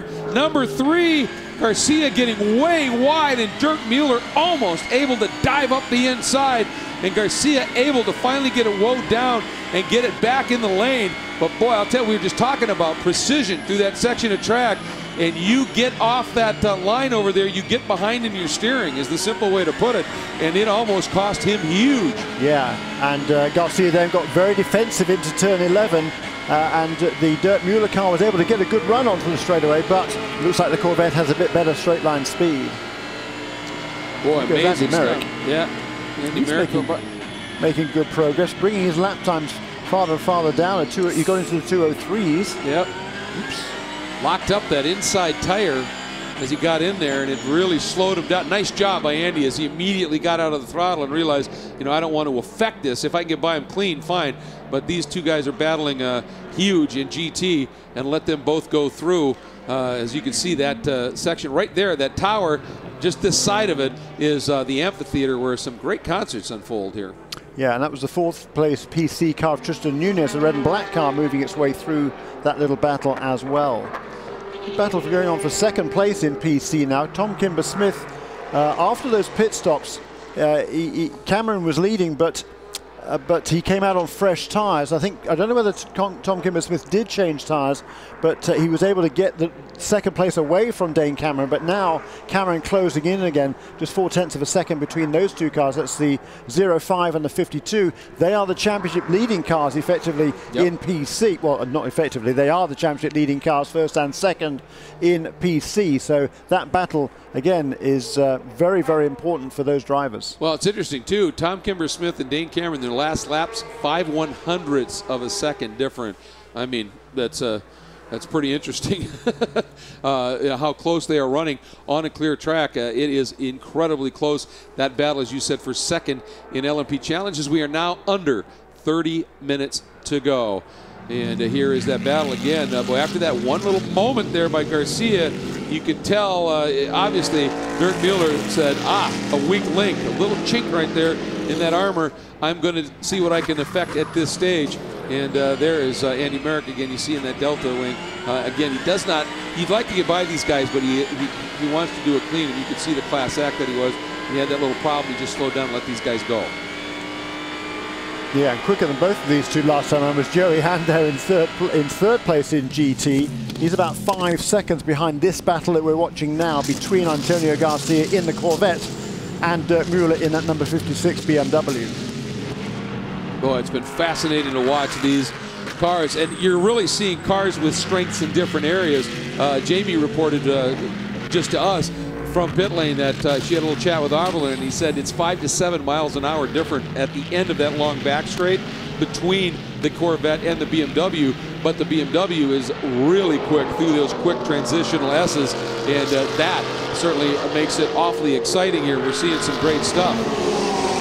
Well, Corvette has been very pleased with their tire wear that they've seen here in the heat of the day. We know they started on that hard compound tire. They did not make a change to that compound when they did their pit stops earlier. But a little bit of an update. I was talking to BMW down here on pit lane. Bobby Rahal telling me he's looked at the section times, and that Corvette with Antonio Garcia behind the wheel is now 7 kilometers an hour faster on the front straightaway than the BMW. So I don't know if it's going to come down to better car being smart or what, but Antonio Garcia very happy with the Corvette his team's given him today. Well, and he is driving the wheels off it, quite literally. And after that little bobble, you can see he's been able to open that margin up just a little bit again, Jeremy, and stretched it out exactly what he needed to do. And by the way, while Jamie was talking, folks, you may have seen the number 5 Starworks prototype from the LMP Challenge car has gone behind the wall. Brilliant drive, as you would expect in the early going from Ryan Dial, bringing it right up into the hunt, turning it over to John Pugh. He had a spin, but something apparently a bit more serious has cropped up, and they have taken it behind the wall. Yeah, that's a shame. Good to see Starworks dipping their toe in the into the PC series toward the end of this year. Again, I spoke to Peter Barron, the team principal there, just before the start of the race. You know, they're just looking at their options for next year, trying to decide what to do. You know, which cars to run, how many cars to run. Exactly. And they love these cars. These LMP Challenge cars are very, very reliable now, and they produce some absolutely fabulous racing. And again, Andy wanted to try and get those guys, couldn't get them both. I'm really impressed by what I'm seeing with Andy here going, no, this is a huge battle for these two. You know, we're basically, this is a 2.5-hour test. Ooh, lock up again by Matt. And Garcia way wide. Mueller using the curves. And Garcia trying to stuff it down the inside and hang onto that spot. He does it, but that's the second time. Boy, we've seen that Corvette have a bit of a moment, and this time Mueller just finds himself on the wrong side of that upcoming corner and couldn't jump on it as they got into this long sequence of right-handers, 16, 17, 18. But Mueller's pressure may be paying off. Is the BMW a little bit lighter on its tires than the Corvette? Is that what we're seeing right now with 25 minutes to go in this race? Still quite a long way to go, but Garcia is clearly struggling to hold off Dirk Mueller there. Dirk Mueller wants past. He wants to get as many championship points as he can. Came into this weekend trailing the number 3 Corvette by only 6 points. So if he can wrest away the lead here, he would bring that margin down by 4 points. That is the difference between first and second. 16 points for the win. 20 points for the win, 16 points for second place. Now, it would be a huge swing. Oh, yes. And he has seen now Garcia twice struggle in certain sections of the track, and now coming up on the back of the number 11 JDX Hertz Porsche, one of the GT Challenge cars, currently running 5th in that category with Jan Halen on board. There goes Antonio by.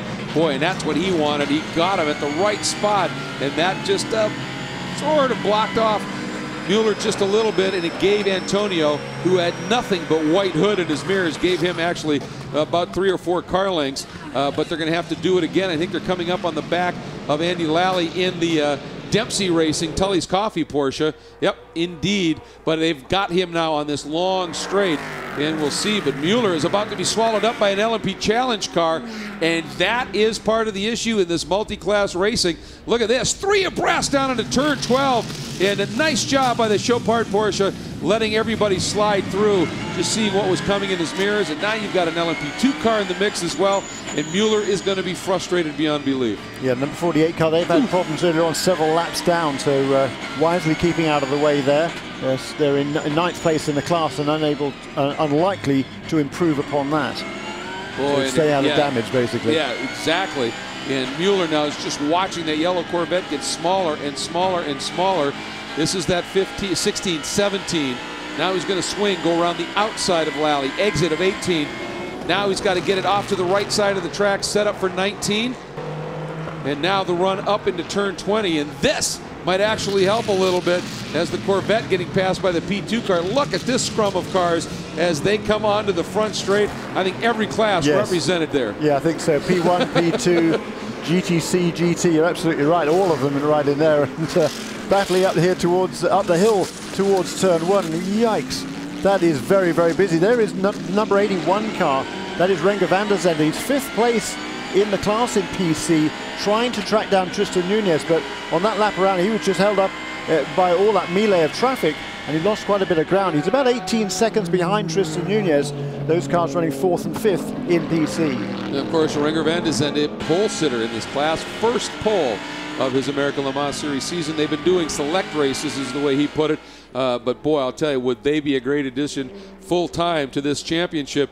And you can see the margin has just erupted, if you will, between the number 3 Corvette and Mueller. It has stretched out noticeably, and it's all a function of traffic. And we just watching some of the pit stops that have unfolded here as this race has gone along the day. Lots of activity down there, and it's been interesting. Yeah, and on the track as well now. We just see a pass. I've just seen a pass. I haven't seen a pass, but on the scoring I can see there's been a pass for 2nd place. Very significant pass for 2nd place in the PC class, because Dane Cameron in car number 52 has found his way past Tom Kimber-Smith in the 05. Well, and that you look at Cameron's last lap, a 2-minute flat, and Kimber-Smith's a 2:1.7, 2 minutes 1.7. So Cameron, that may have been obviously a little traffic aided as well. But boy, he was able to do it, wasn't he? Yeah, that was on the lap that he made the pass, because there was only 1.4 seconds between them on that lap, and he was tucked up under his tail going into the lap. And he was 1.6 seconds quicker on that lap. So that was the lap on which he took the lead, the 2nd place, I should say, in PC. Well, I tell you, I am watching Antonio Garcia through that windscreen, and he is sawing at the wheel. He came into turn 19 there and made 2 or 3 corrections as that car skated just a little bit. Then he feinted to the left. He didn't want to let that LMP Challenge car by because that's a good buffer. But I think Garcia now might be struggling just a little bit. And Mueller going to be frustrated having lost all that, watching those mistakes that were happening with Garcia as that car was dancing around too much, closing up on it, and then getting that gift for Garcia in traffic. But Antonio, I think he is struggling a bit. Well, maybe, but he's certainly... one back, Patron. He might be, but you can see the margin he's pulled out over Dirk Mueller, and it was nothing like that a couple of laps ago. So the traffic has certainly played out in the favor of Antonio Garcia, or Antonio Garcia has used the traffic to a better effect than has Dirk Mueller. Absolutely. I think Antonio has played it very well, and I was just talking about that. Going into 20, he made the decision on when that prototype was going to pass him by how he drove into that corner, and he's been using that traffic beautifully. As they come by, he'll trap one of those prototypes and keep that buffer back to Mueller, and then Mueller gets hung up just a little bit. Pretty impressive here as we are approaching 20 minutes to go here in the 8th round of the American Le Mans Series for 2013. Its final season before it becomes the Tudor United Sports Car Championship. Indeed, and 20 minutes to go, 2-minute laps. So yes, about 10 laps to go now for these guys.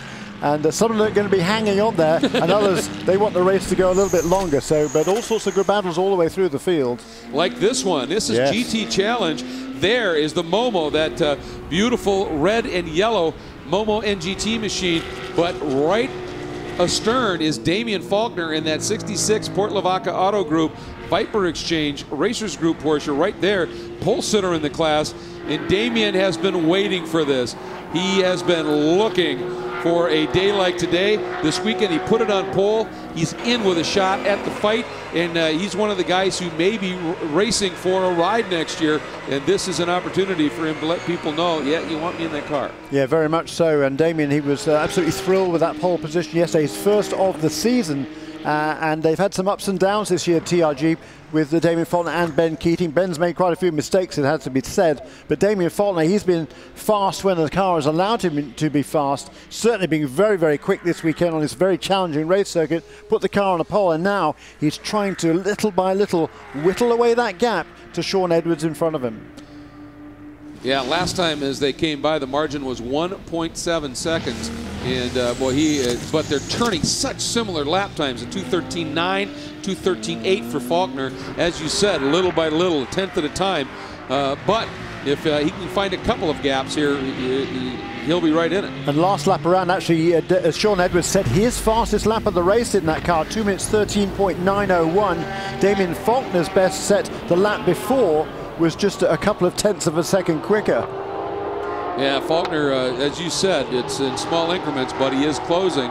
And Sean Edwards, Sean's a pretty astute pilot in these Porsches. A lot of success in Europe, but Damien Faulkner has been spectacular. We talked about last year, Damien Faulkner, in terms of speed, he had more poles, fast laps than anybody. Yep. And this late in the season, this year, is the first time he's been able to get that pole. One, it speaks volumes about the level of competition in GT Challenge. Tell you what, though, the fastest lap in that class has been set by the guy who won last time out, Dion von Moltke. He was stunning in Baltimore a couple of weeks ago. That car is running back in 7th place in the class, a lap or so off the lead, but Dion von Moltke has turned the best lap at 2 minutes 13.499. Great effort by the youngster.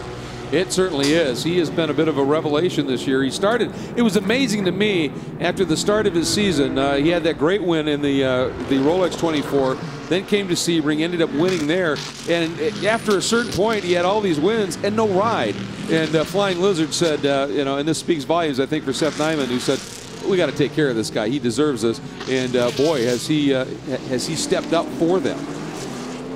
Oh, look at this. Speaking of stepping up. Yeah. Clear track. Mueller clearly a little bit quicker here. Look at that. Garcia's last lap, a 2 minute 7.1. Mueller, a 2 minute 5.6. Huge chunk he took out in that last lap alone. And I really, like I said, I've been, ooh, bit of smoke out the back of the number 7. Oh, he's got a broken right front. So an issue there, yeah, big problem. Rusty Miller in trouble. Whoa, wow, that's close. GT leaders go past him. Whoa. Yep, you can see that right front, something's let loose in that suspension. He's just got to limp it around to the pits here. There goes Joey Hand. Boy, and Mueller closing in big chunks. Like I said, I was really watching Garcia, and it looks like that car, the handling may be really going off on it, sawing at the wheel. He's turning in early. He's got snap oversteer at the exit.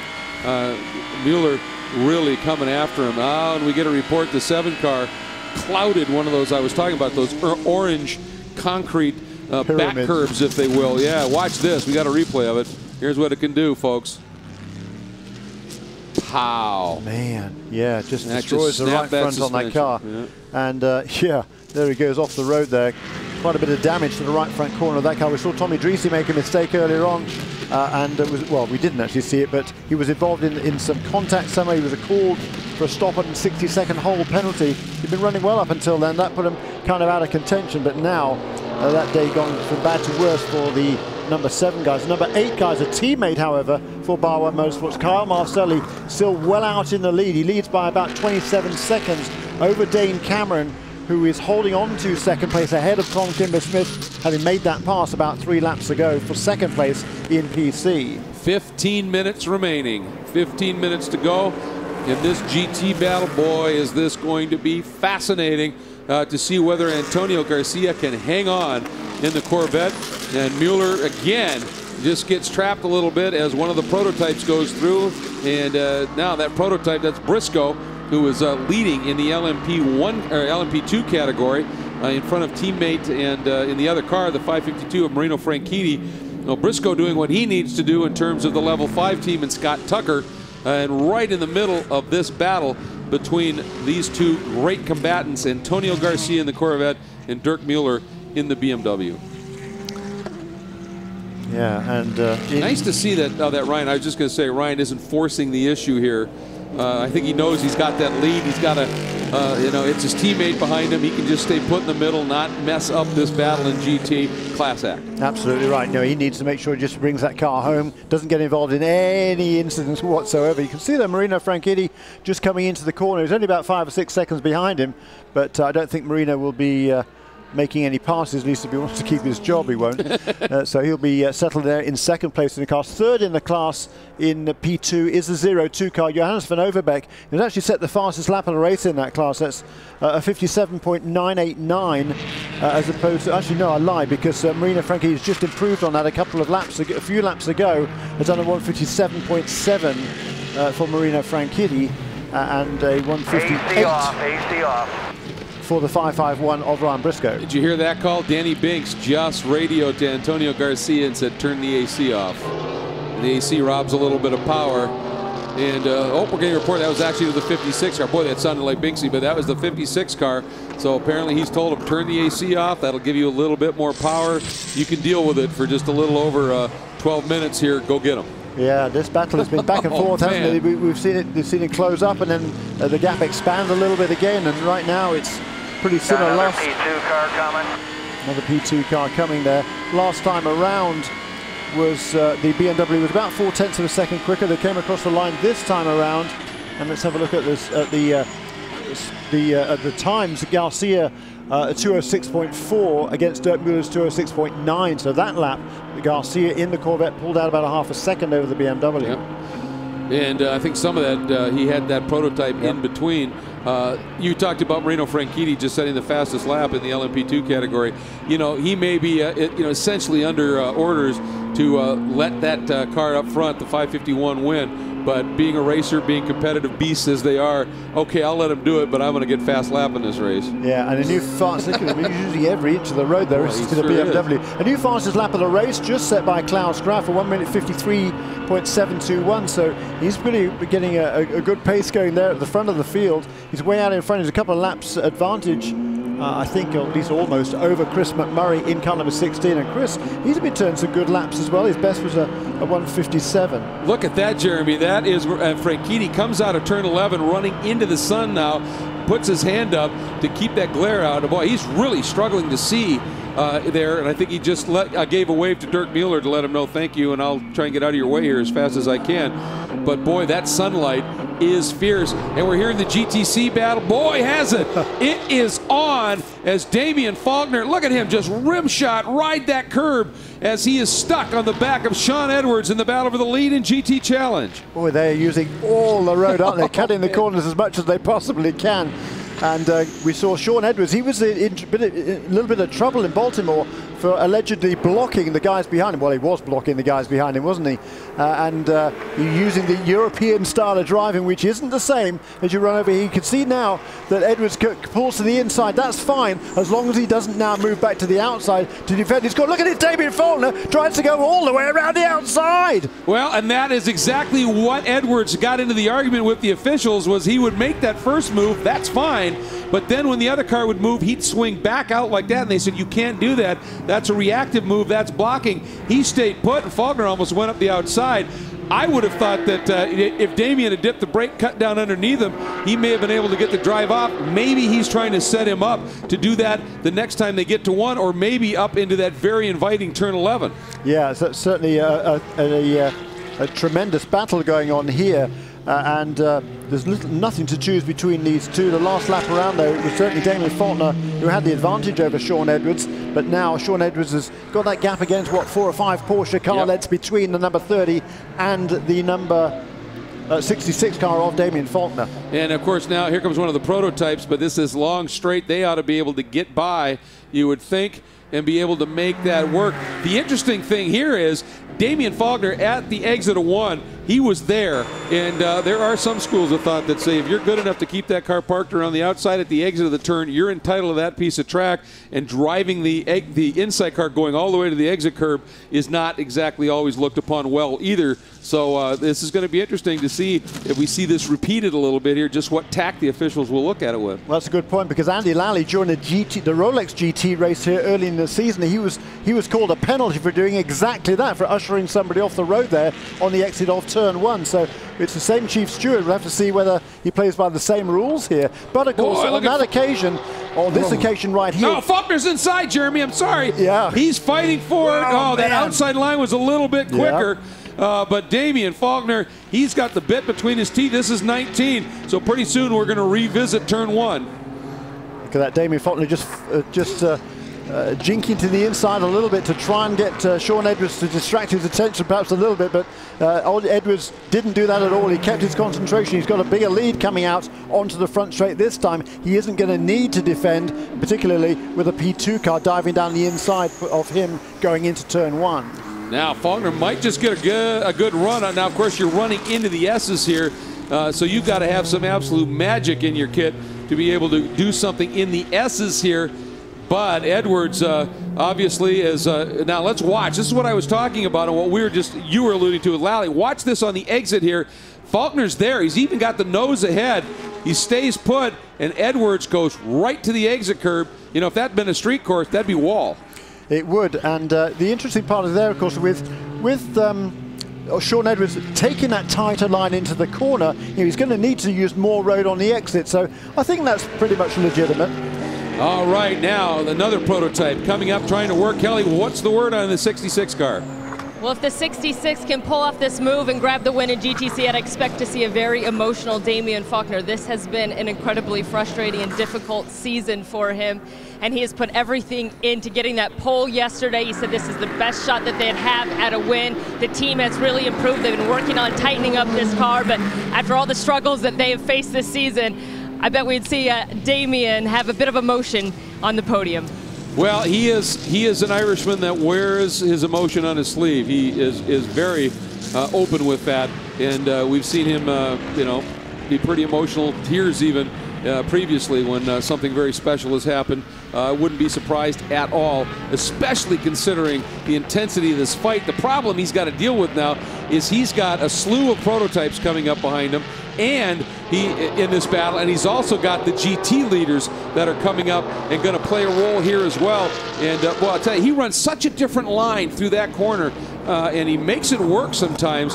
Now here comes the Pete Challenge car, and Damian is just going to be absolutely distraught if they really balk him here, and they might. Here comes Bruno Junqueira. Damian's now going to get slowed up on the exit of this corner. That's going to give Edwards a little bit more room. But this is all maybe going to befall Edwards at some point too, maybe up in turn 1. Yeah, because he's certainly going to be passed on the inside, I think, is Sean Edwards now. So Damian Faulkner, he doesn't have any option. He's got to let those GT cars go to the inside, and he's got to hope perhaps that Sean Edwards gets bundled up there. He doesn't. Edwards gets through, but now Edwards ahead of all these much faster cars going into the S. Damian Faulkner had to give it up, but now what's going to happen? This is going to be interesting. Well, it is, and they're right in the middle of it. We're on board here with Dirk Mueller. Oh, and a big wiggle by Sean Edwards. Now, I don't know whether he maybe got tapped or if he just got loose, but Edwards, big moment there, and oh man, look at Mueller that shadow. almost through. I don't know, that might be the 17 Falcon car as well who was in the play here. We don't know, but boy, for a minute there, it almost looked like Mueller was going to be able to sneak by the inside of Garcia as he got trapped as well. Boy, this two great battles here, and it was the Falcon car, and there it is as Edwards again off track. He was ushered wide, and there goes Faulkner. He's through. He's picked the lead up, but boy, this is getting absolutely fraught at this stage, and it looked like Faulkner that time, or Edwards for the second time, was well off track. Not exactly sure what happened. Now he's just going to try and dive bomb down the inside, heading down into 12. Let's see if, oh, and he's through. He's been able to do it. He's at least alongside. Here comes Faulkner trying to close the door. Knifes across. Faulkner closes the deal now. Wow. Brilliant move by Damian Faulkner up at turn 11 there. Took advantage of that traffic, read the situation absolutely perfectly. Sean Edwards, he got bundled wide in the middle of the S's, and he probably won't be very happy about that. But because he ran wide there, he's shortcutting the course, so he's opening himself up to a penalty. And now look at that, he slides, big slide wide there, trying to get the power down. And he's got, I think he might have a problem. I wonder here. if, he may, on one of his off-course excursions, he may have flat spotted or flattened a tire. I think there might have been maybe some contact with the GT cars going into, perhaps, that send him off the road in the S's, because clearly Sean Edwards was struggling. Well, watch for it here, because if we go back, see if we can see. Well, here he comes back on, and Faulkner able to get to the inside. Edwards trying to square up and get the drive off the turn, and he did. He got a great run. Here we are, there we side by side. They go off. There it is, another bump. Oh boy. Boy, this is fierce. The other BMW coming at the inside as well. Great driving there by Damien Faulkner. He did everything right there. And it was Sean Edwards trying to hang on around the outside and trying to make a pass around the outside because Andy Langley had the preferred line. That's exactly pretty much what happened up at turn 1 a couple of laps ago. And look who has closed in on the back of this battle for the lead in GT. The number 93, Jonathan Bomarito, is there. Man, he has closed it up. Yeah, well, he worked hard. He got around his teammate Goossens a while ago, then got around Joey Hand, and Bomarito is now a player in this GT battle. And the battle that these two guys have been putting on, they may have rooted those tires a little bit. And Bomarito, we know that thing's got great launch off of the turns with that V10. He's got to run. Mueller defends. Bomarito looks, now pops back to the outside. Boy, I don't think he can make it stick around the outside, but he's certainly letting him know he's there. He's going to cut down underneath, see if he can get the driver on the outside. That's turn 12, now into 13. Swinging it wide. Now is he going to try and cut down underneath? Yeah, he was. And Mueller said, no, I'm onto that move, and exited right where Bomarito wanted to go.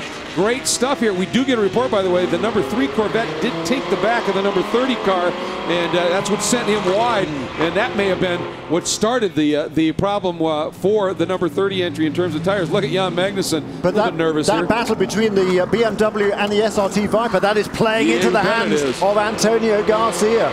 Yeah, and I think, boy, if Bomarito can get by, he may have something for Garcia, but he's got to do it fast. You've got this lap, maybe one more, depending upon the times they're running. Let's see, they're running 2:08. 2 to go, the leader. 2 to go. 2 to go is the word, and here he goes. Bomarito got the drive down to the inside. Now on the brakes, it's a deep braking battle. Mueller trying to swing it. Look at Bomarito. He stayed out and parked Mueller, but now Bomarito has run off the outside of the track. We are on board with him. Where is Mueller? Mueller is along the side. They are still, no, Bomarito able to shut the door, and Bomarito has picked up that second spot, but I think he may have lost a lot of ground to Antonio Garcia in that exchange. Wow, what a great drive this has been by Jonathan Bomarito. Fantastic. He set the fastest lap in the class. Actually, the Porsches were very quick as well, actually. They both have been in the low 205s, but a 205.053. That is the fastest lap of the race in GT. That compares to the 205.4 for the BMW, 205.7 for the Corvette. So the SRT Viper is the fastest car on the track, and he's got now, what, a second and a half or so to make up on the Corvette, but he's only got less than a couple of laps to do it. Yeah, I mean, he did lose. That exchange cost him in relative distance to the Corvette, but he at least got through to second, and now the issue is just what does he have left in the chamber, and what we've been watching Garcia fighting that car.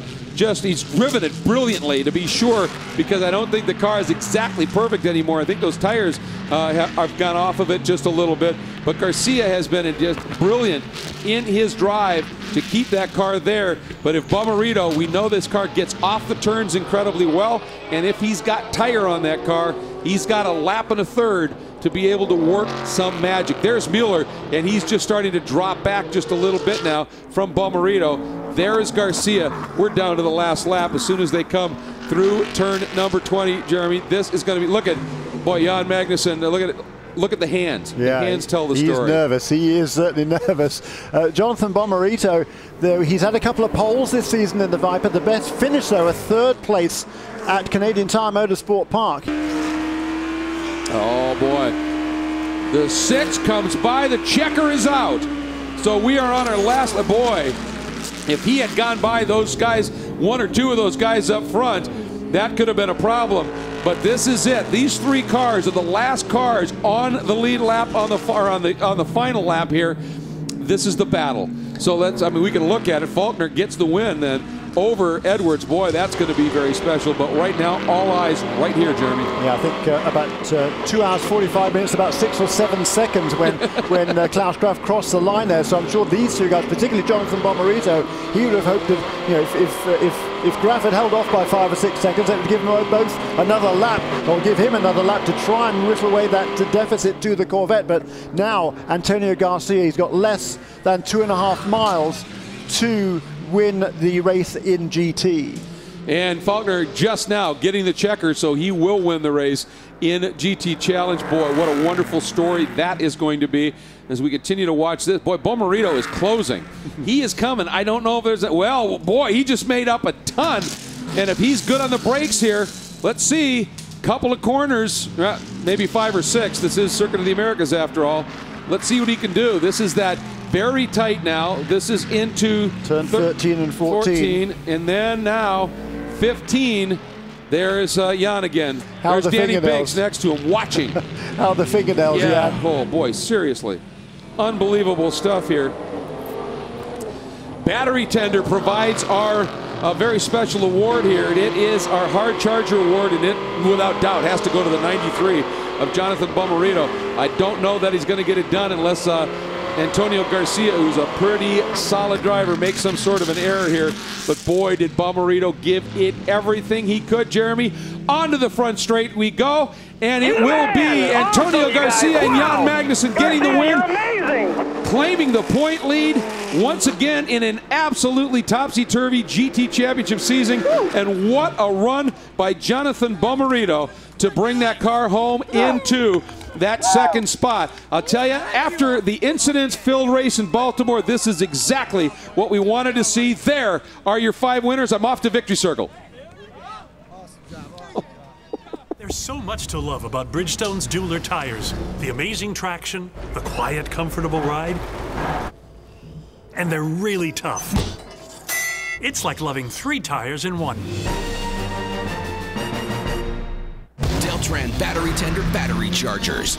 Just like the everyday consumer, the racing community knows the importance of a healthy charge. Deltran Battery Tender is the trusted charger for some of the most respected brands in the world today. Don't let a dead battery ruin your fun or work. If you can't start it, you can't drive it. Connect a Deltran Battery Tender battery charger to all of your batteries. Available at these fine retailers.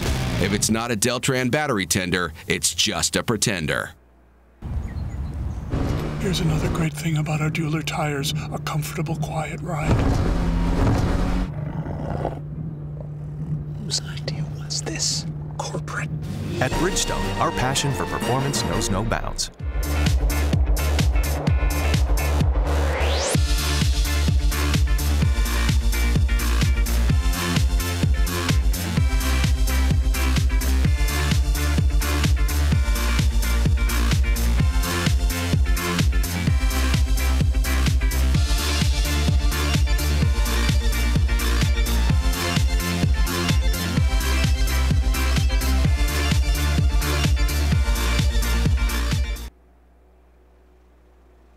ESPN coverage of the American Le Mans Series presented by Tequila Patron is brought to you by VP Racing Fuels. Our passion is making power. Tequila Patron, simply perfect.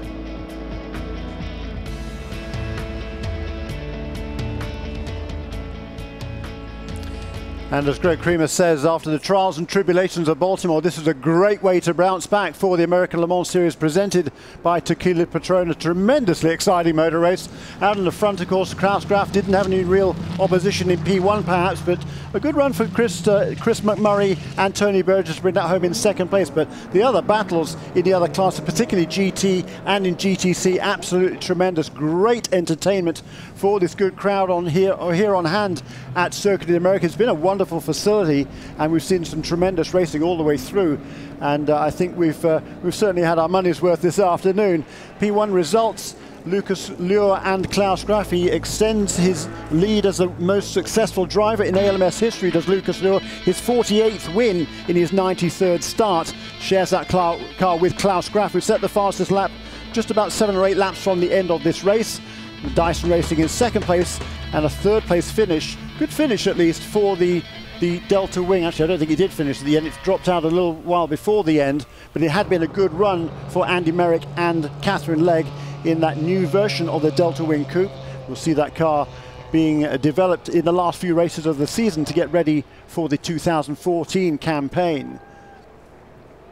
Here are the GT protagonists working their way back towards the podium celebrations, and it's been just a tremendous battle that was in GT. between, well, all the cars were competitive. We saw the Ferrari running up front early on. We saw the Vipers really running strong at the end, the BMWs and the Corvettes. So the Porsches were very, very quick as well. Most of them seemed to have some problems again, as they did in Baltimore. But the Porsches certainly showed their paces and turned some very, very quick laps, but they weren't around at the finish, and that was Antonio Garcia, brings home the Corvette team's third first place finish of the season. Here is Klaus Graf. He brings that car home. It's exactly what he needed to do. They've already won the championship this year for the Muscle Milk Pickett Racing team. And let's have a look at the points now in GTC. Cooper McNeil and Jerome Blakemollen will still lead. They come away with a 6th place finish because in this race, and that is enough to maintain the lead, but only now 4 points over Spencer Pumpelly and Nelson Canachet Jr. for the Flying Lizard Motorsports team. That was a good battle all the way through the race, and Blakemollen did well to bring that car home after complaining of overheating towards the later stages. The race winners are Ben Keating and a very delighted Damien Faulkner. They are with Kelly. What a finish for the 66 TRG, a hard-earned victory here. Damien Faulkner, how do you sum up the end of that race? It was just sweet, really. I could tell that Sean in the first set of tyres was a little bit, I think, sore on the tyres than I was, so I was paying particular attention in our second stint, both our second stints, or my second stint, and I guess he was on his as well, but you know, just taking extra care of the tyres, and I knew he would come back to me, and he did, and I had a couple of kind of half goes, but I knew then he was struggling, and I think he just got mixed up with some of the GTs, and he just made one error or something, went off track, got dirt in his tyres, and I was able to take advantage. So just, you know, really, really pleased after a tough year. This is my teammate Ben, drove masterfully, and he's from Texas, so it's great to win here. But I'd also like to dedicate this to, first of all, to my new wife, Laura, if you're looking. Thank you. And also I'd like to spare a thought to my Aunt Liz, who's not very well at the moment. Get well soon, Liz. Thank you. Congratulations. Yeah, Ben Keating from Texas is his first win in the American Le Mans Series. It's his first full season in the 2013 for the TRG team. It's a third victory overall for Damien Faulkner and a very finely earned victory for that pair this afternoon. In GT, Jan Magnussen and Antonio Garcia, they're coming home with their third victory of the season. That will move them into the lead in the points with just 3 races to go. And Jamie Howe is with Jan Magnussen.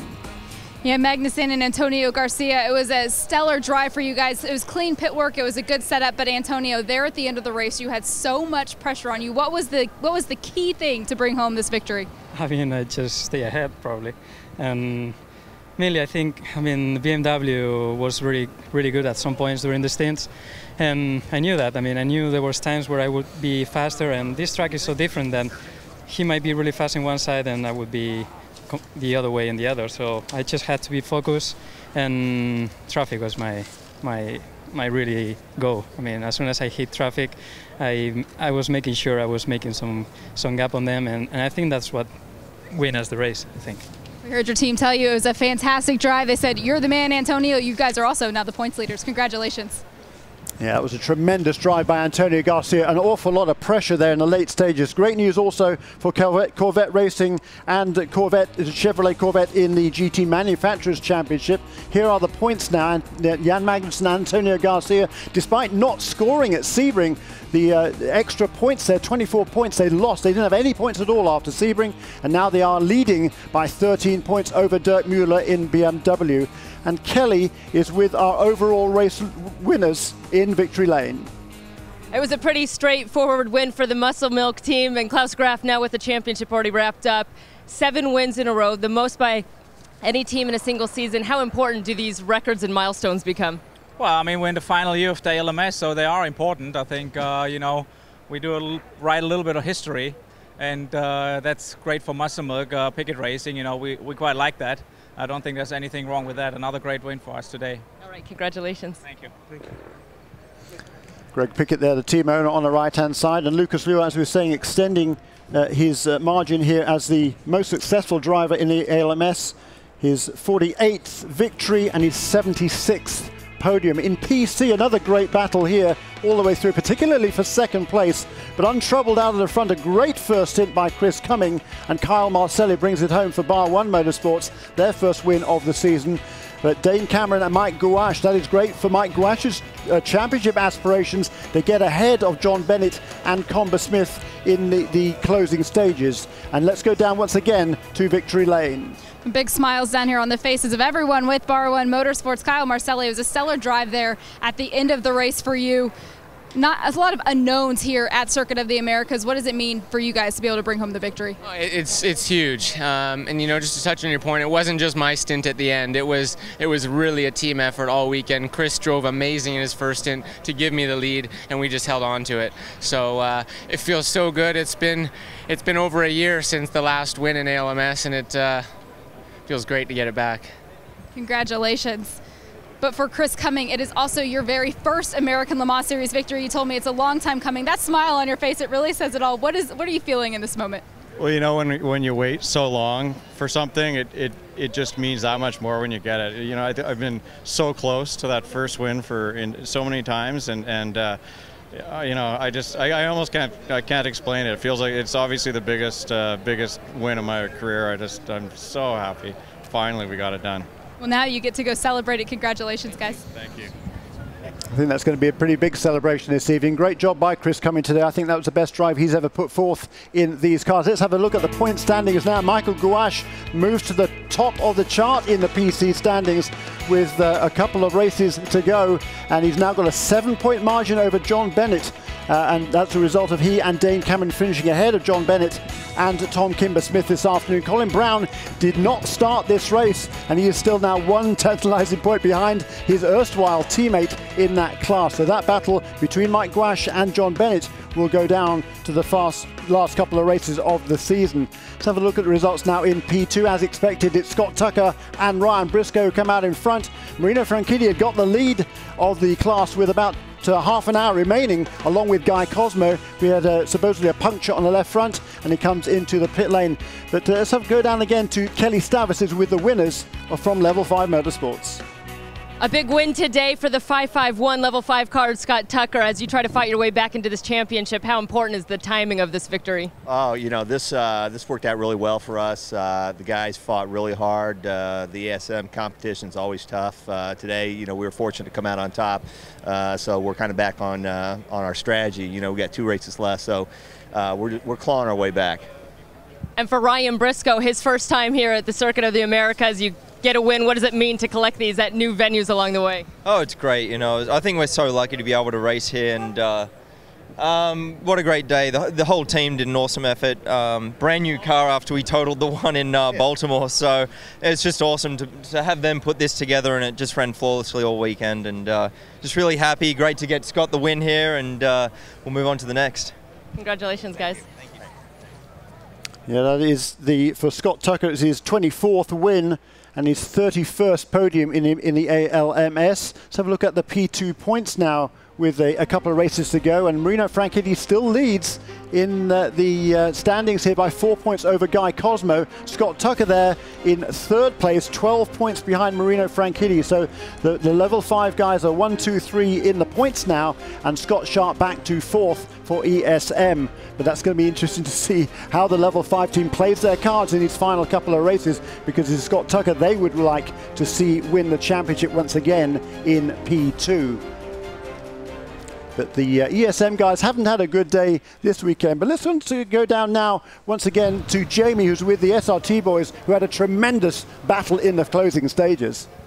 It was a tremendous battle all race long, but particularly right there at the end of the race. In the closing laps, it came down to it. Jonathan Bomarito, I can see it on your face. You're exhausted. How much more time did you need? What kind of car do you have?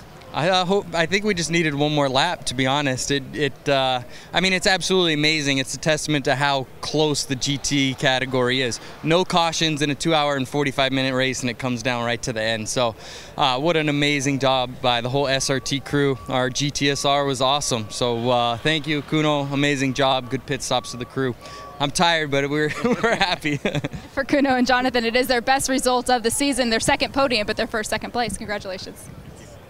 And they've had a great run this season, the SRT Viper team. Let's look at the Michelin Green X Challenge. In the prototype category, it is Muscle Milk Pickett Racing. They score the best, the 30.089 is the lowest score that wins in the Michelin Green X Challenge, ahead of the 552 car and the 551 in GT. Corvette Racing, they win the race overall and they win the Michelin Green X Challenge as well. Congratulations to them. It's been a fabulous day for Corvette Racing. It's been a fabulous day for all of us, I think, right here at Circuit of the Americas. In 2 weeks' time, we'll be back in action for the Oak Tree Grand Prix at Virginia International Raceway in Northern Virginia. And that is going to be another great race, a wonderful flowing venue, a classical road course once again. You can watch it live here on ESPN 3, and ESPN 2 will have the highlights on at 5:30 the following day.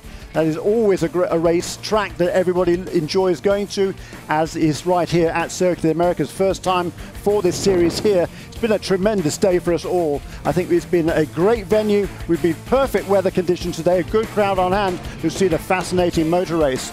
For Jamie Howe and Kelly Stavros and Greg Creamer, my name is Jeremy Shaw. I'm glad you can join us, and we'll see you again for the Oak Tree Grand Prix in a couple of weeks' time.